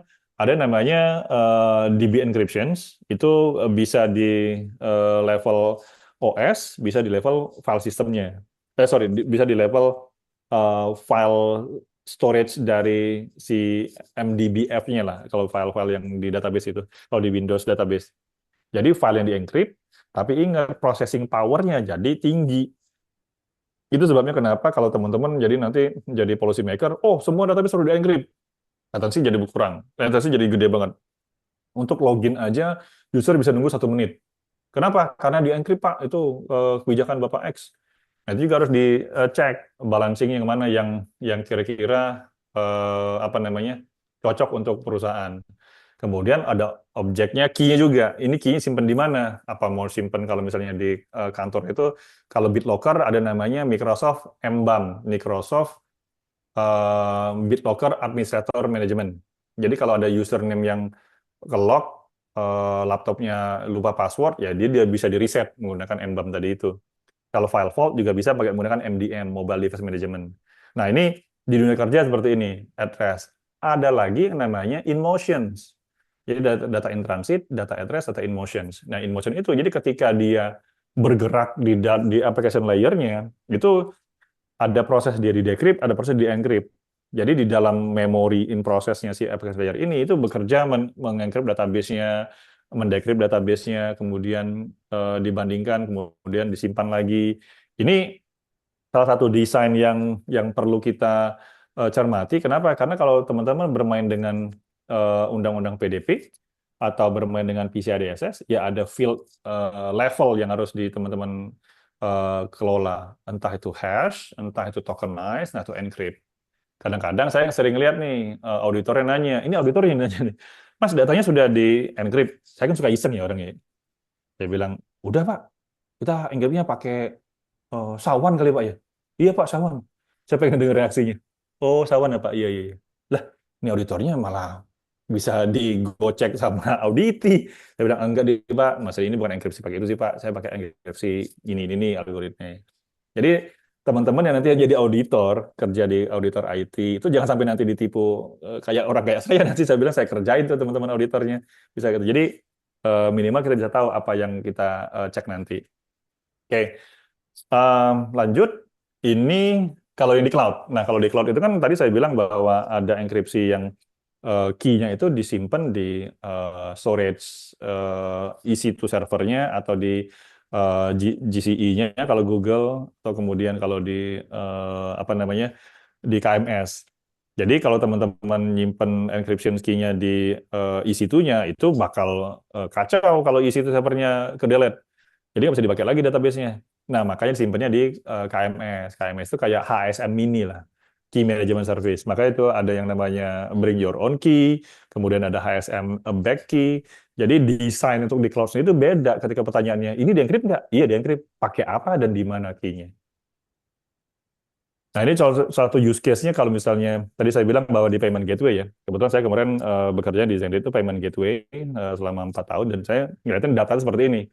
Data kartu kredit teman-teman, bayar, misalnya kalau teman-teman nonton konser tuh atau ngirim barang menggunakan FedEx misalnya, atau banyak lah customer-customer yang sudah menggunakan payment gateway itu.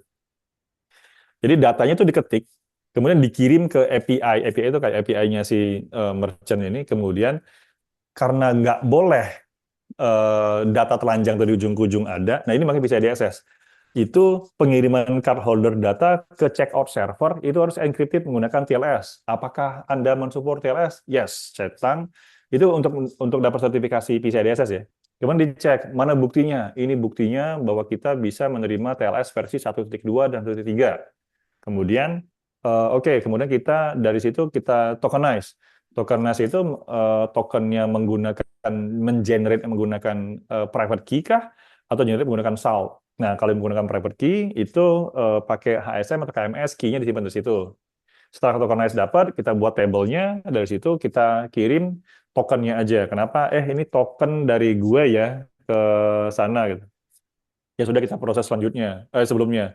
Ternyata kalau sebelumnya, oh ini kartu baru nih, saya tokenize dulu ya oleh si payment gateway, di generate data, dibalikin lagi. Oke, next time kalau customer tadi mau recurring, kayak pembayaran tiap bulan, mungkin teman-teman suka ngeliat langganan Spotify, langganan apa lagi tuh, iCloud, kan disimpan tuh kartunya. Nah, bukan kartunya yang disimpan harusnya, tokennya yang disimpan. Jadi ketika token itu digunakan atau kemudian Spotify-nya bridge, cuman dapat tokennya aja. Token itu nggak bisa digunakan di tempat lain. Jadi tokennya itu hanya berfungsi dengan fungsi yang nama, nomor, dan nomor kartu kredit itu ada di payment gateway tadi. Itu namanya payment token. Ada lagi namanya network token. Network token berarti ketika kita pindah payment gateway itu bisa dipakai manapun. Nah, itu yang bahaya. Jadi kita harus lagi-lagi mengukur antara kemudahan dan keamanan itu lebih lebih mana condongnya. Ini untuk pengguna payment gateway. Ini masih ada 3 menit lagi. Wah, harus segera nih. Nah, ini PKI. PKI itu kalau teman-teman ngelihatnya, ini PKI itu kalau nanti kerja di tempat kantornya yang sudah menggunakan PKI, itu kadang-kadang laptop personal pun nggak bisa dipakai lagi. Kenapa? Karena koneksi ke Wi-Fi-nya itu sudah membutuhkan sertifikat. Sertifikatnya itu di-generate oleh si eSwing CA. Jadi ada user certificate yang harus ditanam di laptopnya untuk connect ke Wi-Fi. Jadi Wi-Fi-nya itu harus mendeteksi, oh ini siapa? Oh kalau anak intern nggak boleh join deh. Anak intern pakai connect yang lain. Jadi eh, kalau dia menggunakan PKI, ini sertifikat yang dibuat itu gratis generate-nya. Bayangkan teman-teman kalau misalnya semua orang yang baru gabung, sertifikatnya itu dibuat oleh katakanlah eh, DigiCert. Itu $69 untuk 2 tahun atau setahun. Jadi tahun depan beli lagi, tahun depan beli lagi, itu kan mahal. Iya kalau pegawai cuma satu, lah kalau pegawai 6.000, pegawai 13.000, vendornya ada 12.000, kali $60 mahal. Makanya ada PKI. PKI itu untuk perusahaan internal saja. Jadi untuk connect ke server-server yang sensitif, yang rahasia, atau yang WiFi juga ada namanya. Kan kalau teman-teman suka ngeliat tuh ada enkripsi, kalau misalnya teman-teman suka eh jalanin Windows, di bawah itu ada scan WiFi, dapat WiFi ini, kemudian dia nanya, oh WiFi ini encrypted menggunakan WPA2 PSK, pre-share key. Kemudian ada lagi namanya WPA2 Enterprise menggunakan radius. Nah, kalau yang PSK itu pakai password. Jadi katakanlah kalau teman-teman suka ke kafe-kafe yang kekinian itu kan, Bang, bagi passwordnya statik, cuma bisa lihat. Nah, itu nanti ada kuliah sendiri untuk mengamankan orang kalau pakai WiFi bersama-sama itu risikonya gimana. Jadi jangan pernah menggunakan WiFi yang sharing password deh. Kalau bisa ya tethering aja lah kalau mau lagi, kecuali kalau mau TikTok kan, tapi kalau mau buka token apa untuk membayar sekolah atau mau bayar GoPay itu bayar pakai link aja. Itu selalu gunakan yang tethering aja, pulsanya diperbanyak lah. Atau kemudian server certificate. Jadi ketika server to server ngomong, kayak tadi MTLS tadi, itu lebih murah menggunakan PKI.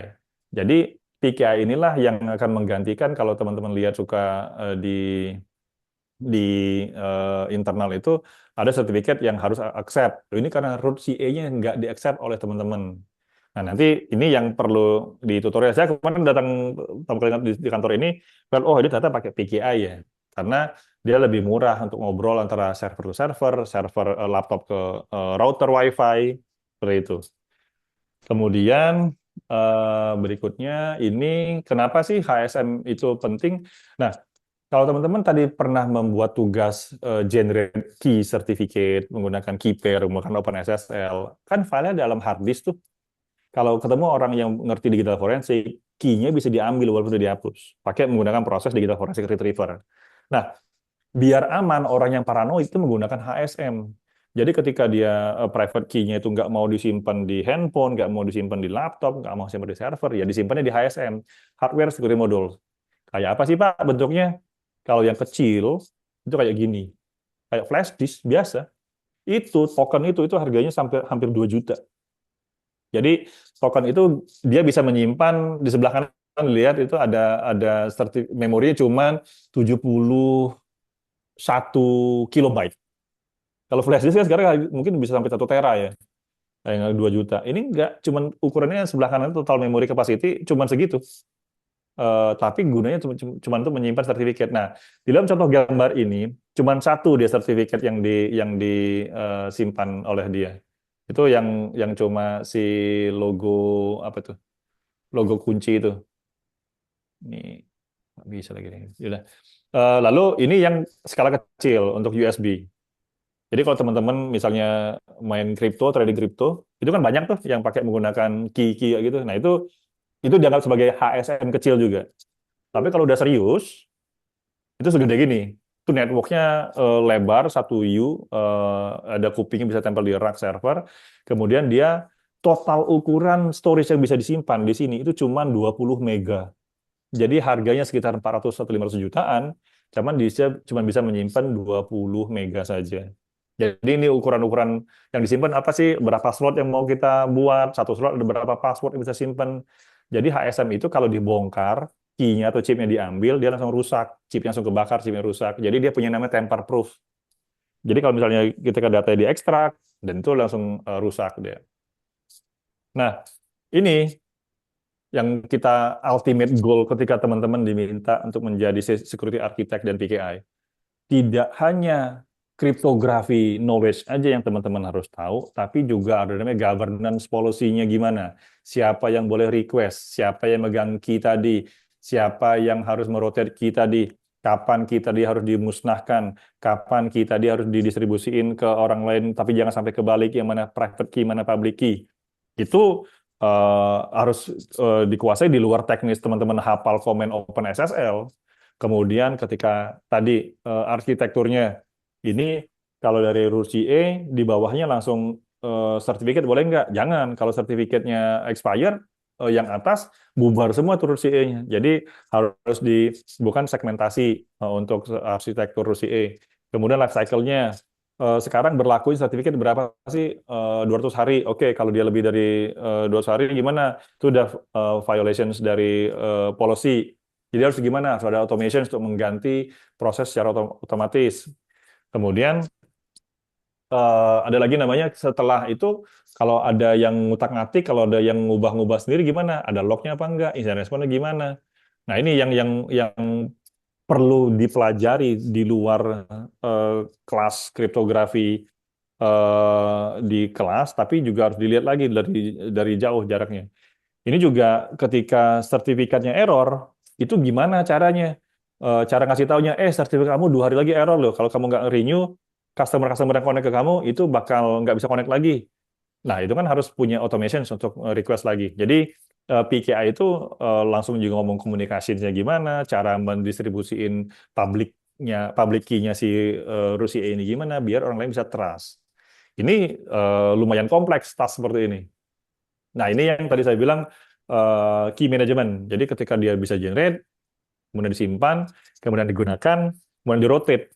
Kalau rotate bisa juga ketika digunakan juga langsung di-revoke bisa, di-destroy bisa. Ketika udah di-rotate, selesai rotate, di-revoke bisa, di-destroy bisa. Jadi key life cycle-nya itu harus teman-teman aware dengan kapan dia dimusnahkan. Jangan sampai key, kapan dibuat key nih? Kayak 2 tahun lalu deh, Pak. Oh, udah harus diganti dong. Oh, belum, Pak. Polisi kita 3 tahun. Loh, kok bisa? Polisinya kan bilang cuma 200 hari. Nah, itu yang perlu didiskusi lagi di Enterprise atau tempat kerja nanti. Dan ini agenda ke-7. Ini hasil atau contoh dari output yang namanya security architect. Dari kiri ke kanan, itu ada apa aja, ngelewatin apa aja. Terus ditanya, kalau DNS-nya perlu DNSSEC apa enggak? Kemudian DNSSEC otomatis ada security encryption yang di situ. Digital signature yang dipakai untuk membuktikan bahwa Anda adalah Anda. Kemudian ketika dia ada CA, perlu ini enggak, HSM enggak untuk nyimpannya? Kemudian ketika firewall ini ada IPS next generation enggak? Kalau ada, perlu yang namanya deep packet inspection enggak? Artinya bisa ngebongkar paket yang sudah terenkripsi apa enggak? Kemudian kalau di server itu perlu ada antivirus apa enggak? Antivirus namanya apa? EDR atau XDR atau apa?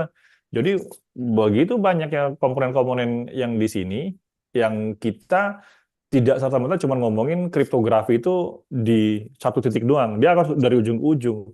Dari klien masuk ke belakang itu harus encrypted atau enggak? Atau cukup berhenti di tengah-tengah di mungkin misalnya di server beta atau di server alpha atau server gamma atau sampai ke ujung ke database replika sampai paling kanan. Nah, itu ditentukan oleh security architect dengan dasar, oh, kantor ini memiliki toleransi risiko yang sangat rendah terhadap data exploitation. Oke, fine. Kita terjemahkan menjadi data yang harusnya di isolate atau selalu di-encrypt. Jadi, ujung-ujungnya bahwa teman-temannya itu harus bisa tahu risiko yang diminta apa. Kalau misalnya, wah, udahlah nggak usah di-encrypt, orang kita aman kok. Atau misalnya, oh, udahlah nggak usah di-encrypt, orang data kita udah jebol juga kok. Ya, kayak gitu mah. Mending siap-siap aja berhadapan dengan undang PDP itu mah. Hati-hati kantor seperti itu. Nah, ini yang tadi saya bilang bahwa ada flow-nya. Datanya itu kemana? Kemudian apa sih yang kita mau protek ini, threat modelnya kayak apa sih? Oh, yang bisa nge-attack siapa sih? Oh, ternyata pegawai internal nih. Wah, jadi threat-nya udah beda lagi. Di situ beda lagi, enkripsinya beda lagi. Kenapa? Karena pegawai internal kan bisa punya sertifikat dia sendiri. Apakah kita menggunakan sertifikat dia? Kan enggak. Nah, jadi ketika teman-teman sudah berkecimpung nanti namanya dengan security architect, itu sudah overview the whole knowledge yang teman-teman butuhkan ada semua di situ. Nah, tadi saya bilang bahwa ada namanya ITGRC. Jadi ketika ada namanya security, ada namanya ITGRC, IT Governance, tata kelola, risk, R, C, compliances, kepatuhan. Jadi dialah yang mengatur tentang tata kelola IT security, kemudian manajemen risikonya, dan kemudian kepatuhan dari IT security-nya. Kayak tadi, comply dengan ISO 27001, ISO 27701, comply dengan PCI DSS. Itu pertanyaan banyak banget tentang kriptografi. Jadi baseline-nya apa yang ditentukan oleh TJRC, minimal policy seperti apa, ada kriptonya, algoritma apa, kemudian key-nya gimana, key-nya simpan di mana, bagaimana cara implementasinya. Dari ujung ke ujung, teman-teman suka dibilang bahwa, oh, kalau gitu kita jadi IT security, ITGRC aja deh, yang paling mudah tuh non technical. Oh, no no no, nggak gitu Fergus. So, kita ngelihatnya bahwa ITGRC pun itu harus punya pengalaman technical dan pengalaman implementasi juga. Karena kalau enggak, dia ngomong apa nanti di ketentuannya. Jadi ini untuk ITGRC. Nah, ini yang audit standar yang saya alami di dunia kerja. Jadi kalau 2701 dia nanya, dia kan terhadap dengan risiko kontrolnya. Risikonya rendah, Pak. Oke, kalau gitu kita asetnya kita protect sedemikian rupa dan kemudian governance-nya, tata kelolanya kita atur juga. Atau di PCI DSS suka nanya kriptografinya pakai apa algoritmanya? Di hash atau di tokenize atau di store atau di proses gimana? Itu banyak banget pertanyaan tentang kriptografinya. Pertanyaan-pertanyaan seperti key-nya ini di-rotate apa enggak? Enggak, Pak. Loh, kok enggak deh? Enggak, emang risikonya di mana disebutkan oleh kantor? Enggak sebutin. Berarti kantornya, manajemennya tidak peduli dengan enkripsi. Temuan kan suka kayak gitu nanti. 27701 ini tentang undang-undang PDP.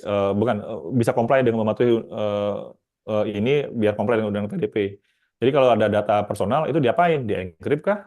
Atau dibiarin aja kah? Atau di-hash aja kah? Dan itu bisa kita cek lagi bahwa oh ternyata data ini di-encrypt, data ini nggak perlu di-encrypt karena banyak banget.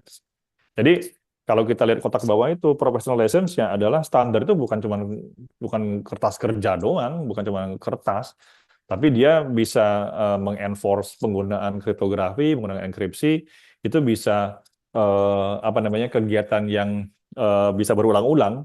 Jadi harusnya kita kita buktikan bahwa oh tadi key ini di revoke. Kenapa? Oh dia nggak masuk. Jadi saya mau login ke akun dia Pak, saya reset aja passwordnya dia. Nah itu kan abuse of user admin.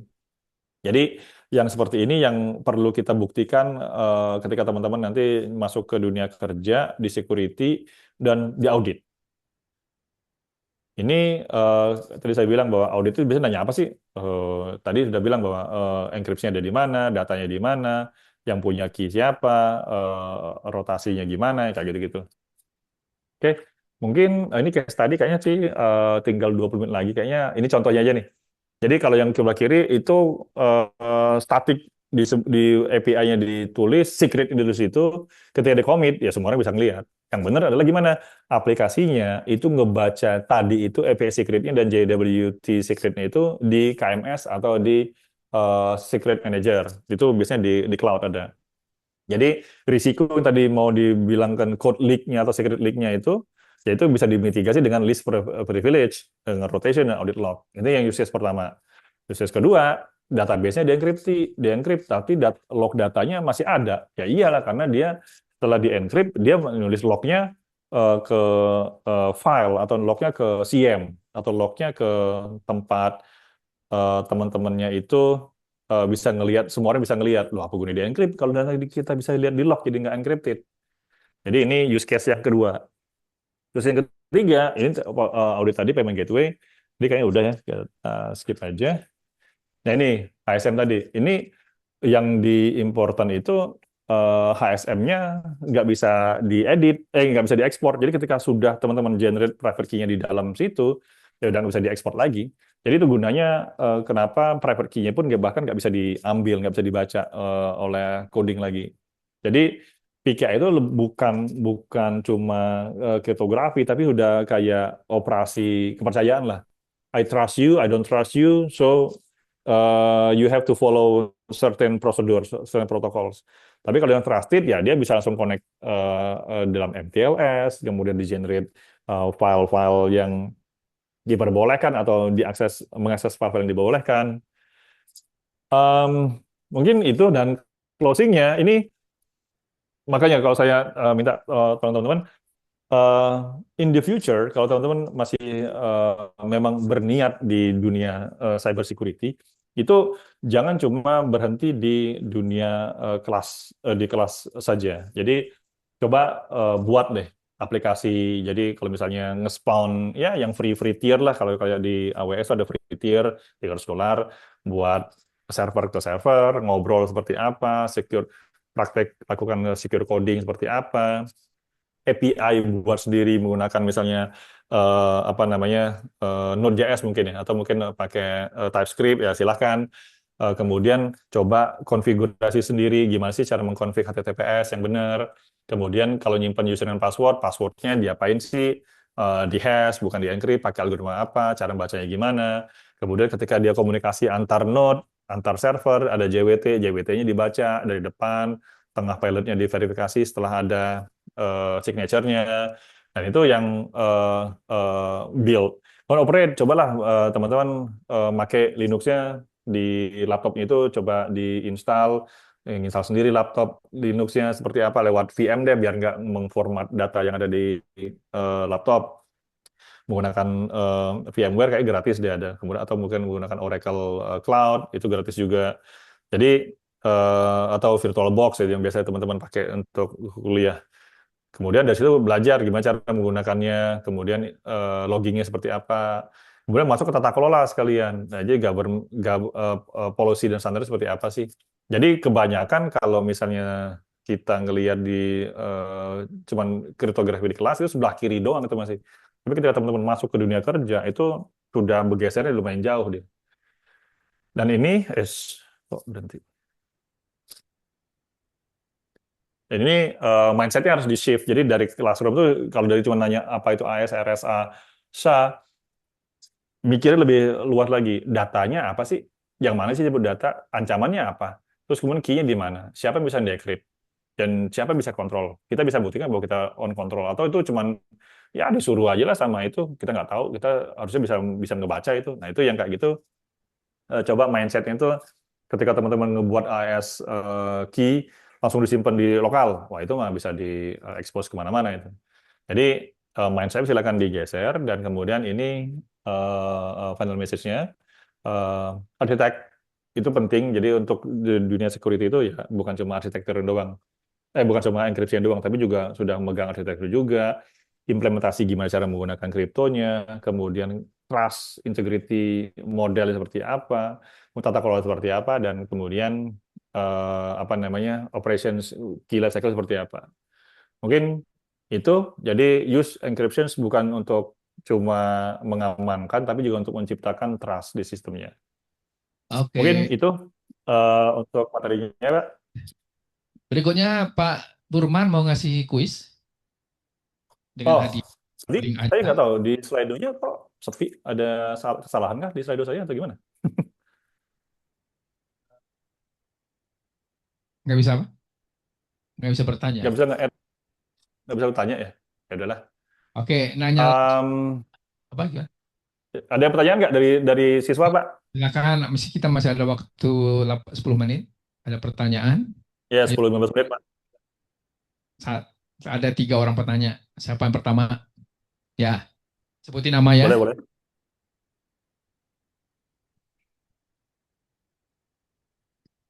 Oh iya, Pak. Ya, Assalamualaikum warahmatullahi wabarakatuh.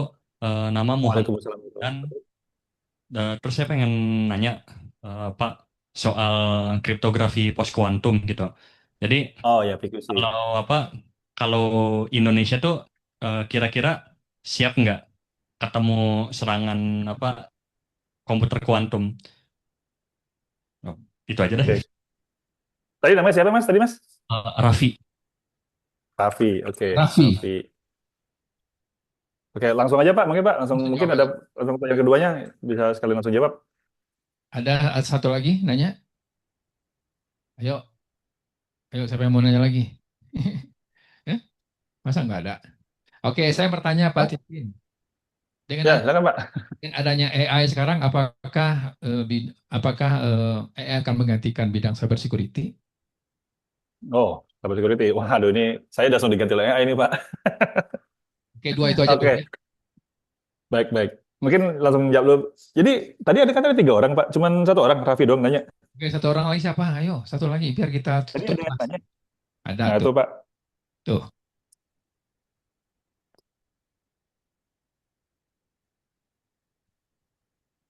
Eh, Terima kasih Pak Pratama atas kesempatannya. Perkenalkan nama saya Daryl Rizky. Saya mau bertanya terkait tadi saya sempat lihat kalau Bapak ini punya banyak sertifikasi ya tadi itu. Kalau dari Bapak sendiri ini apakah ada saran sertifikasi apa yang sebaiknya kami ambil untuk karir kami ke depannya jika ingin berkarir di bidang cyber security? Paling gitu aja Pak. Terima kasih. Oke, wah, pertanyaannya mantap ini. Oke, Ya, mungkin yang nyambungnya PQC dulu deh, Mas Raffi. Mas Raffi bilang kalau post quantum cryptography gimana, Indonesia aman apa enggak? Nah, kebetulan waktu kemarin saya ada kerjaan di eh, tempat yang lama, itu saya berkoordinasi dengan level negaranya di Singapura dan Malaysia. Singapura dan Malaysia sudah mencanangkan sampai 2030 semua komputer, semua sistem itu sudah support eh, post quantum cryptography yang sudah menggunakan algoritma quantum cryptography yang support. Problemnya adalah di Indonesia kita belum punya badan yang mencanangkan bahwa oke, kita harus segera dari 2026 sampai 2030 itu yang dimigrasiin adalah government dulu.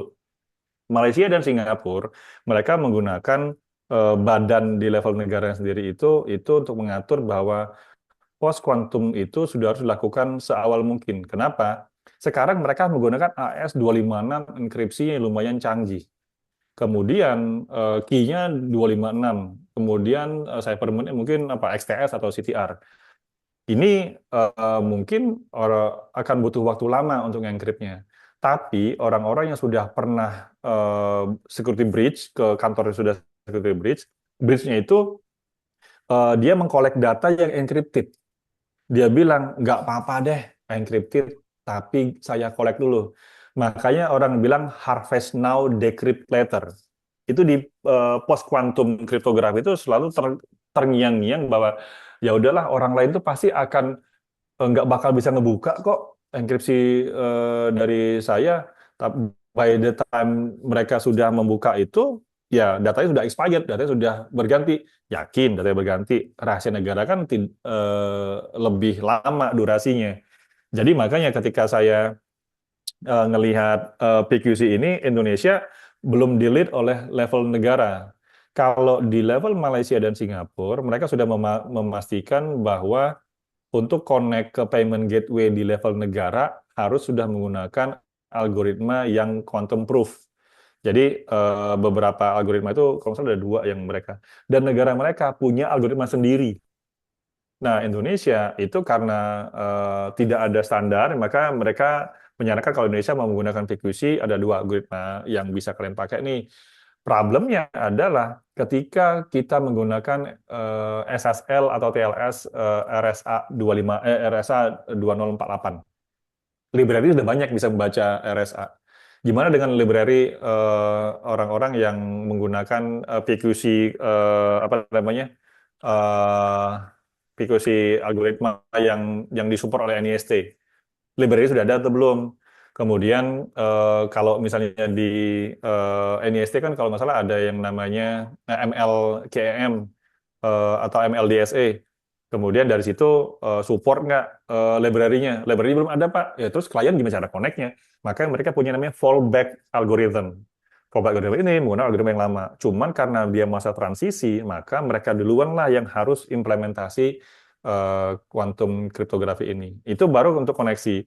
Nah, kalau ditanya siap nggak gitu, Pak? Saya juga nggak bisa jawab ya kalau di Indonesia, karena dari sisi yang saya lihat aja negaranya tidak melit atau tidak menyarankan menggunakan quantum resistant algorithm. Jadi dari situ saya cuma bisa jawabnya ya kurang siap karena level negaranya belum siap. Mungkin itu Mas Raffi, ada pertanyaan balikan nggak? Pertanyaan yang Atau ketiga cukup? aja langsung. Yang ketiga tadi. Oh, yang Sertifikasi. ketiga. Sertifikasi. Oh, sertifikasi. Oke.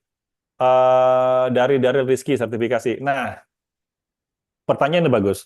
Beberapa kantor itu sudah ngelihat bahwa teman-teman coding sudah harus menjadi bare minimum. Jadi untuk coding ya sekarang banyak yang nggak lagi nyari orang-orang yang level junior untuk coding. Mereka sudah bisa mengenerate ini kok coding sendiri kok. Mereka sudah bisa vibing coding sendiri. Nanti akan nyambung dengan pertanyaan dari Pak Rinaldi. Sertifikasi yang dibutuhkan itu ya kalau misalnya dari tahun-tahun sekarang itu konseptual. Jadi kalau misalnya teman-teman mau ngarah kemana nih? Mau ngarah ke pentest, katakanlah ada namanya red teaming, ada namanya blue teaming. Blue teaming itu jadi kayak yang defense, atau ada namanya ke GRC, governance itu. Atau kemudian teman-teman mau jadi membuktikan skillnya di semuanya, dan itu ada yang namanya level-level sendiri. Nah, kalau untuk teman-teman yang mau masuk ke dunia cyber security di bagian ofensif atau penyerang atau pen tester, itu banyak sertifikasinya. Coba yang sertifikasi yang agak-agak mudah itu konseptualnya adalah CEH. CEH Master atau CEH.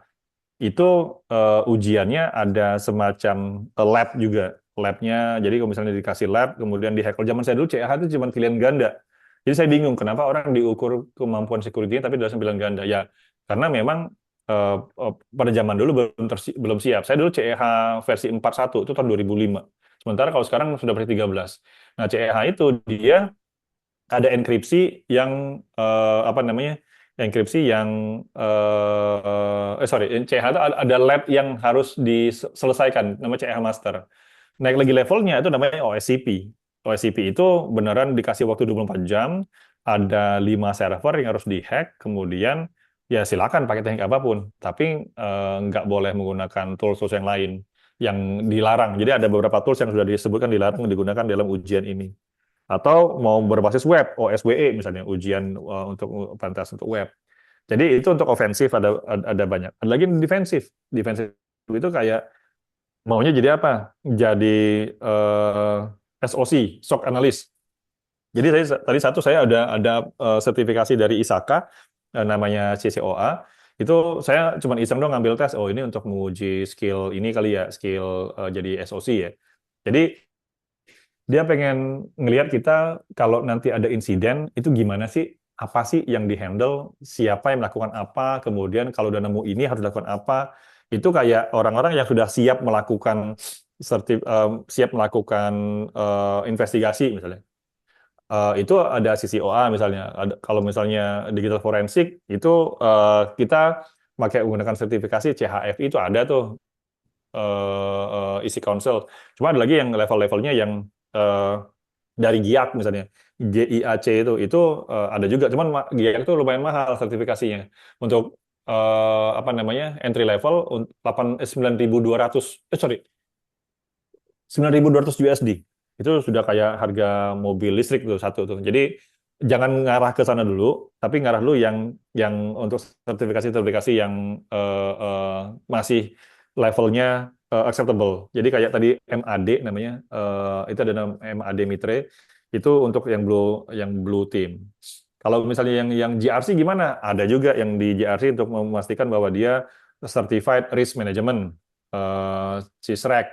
Kemudian ada lagi yang certified apa namanya certified GRC, JJRC. Itu sertifikasi itu yang bisa teman-teman ambil. Nah, ada yang overall itu kayak CISSP misalnya. Itu saya sudah lihat teman-teman saya juga ada yang certified CISSP juga, ilmunya lumayan lebar tapi tidak dalam. Jadi dia bisa mengetahui ABC dan itu bisa menjadi syarat untuk bisa teman-teman masuk ke dunia yang lebih luas dan lebih dalam. Nah, Baik. kalau saya kenapa saya milihnya untuk level-level teknis tadi ya karena saya pengen teknis sama real doang. Nah, AI-nya itu ternyata kalau di dunia kerja sekarang, Pak, AI menggantikan cyber security itu tidak mengganti, tapi dia apa namanya? Ada segmen yang bisa dipermudah sama AI ini. Misalnya kalau saya mau pentest, saya kan sudah terbiasa nge-scan dulu, kemudian cari kalau dari nge-scan ada portnya, vulnerability-nya apa, ini di mana. Itu kan saya sebenarnya bisa nge-automate. Jadi kalau misalnya kita pakai OpenClaw, ini yang agent yang untuk nge-scan, dari scan hasil output dipanggil untuk agent yang untuk nyari vulnerability, dari agent vulnerability dilempar lagi ke agent yang untuk exploit.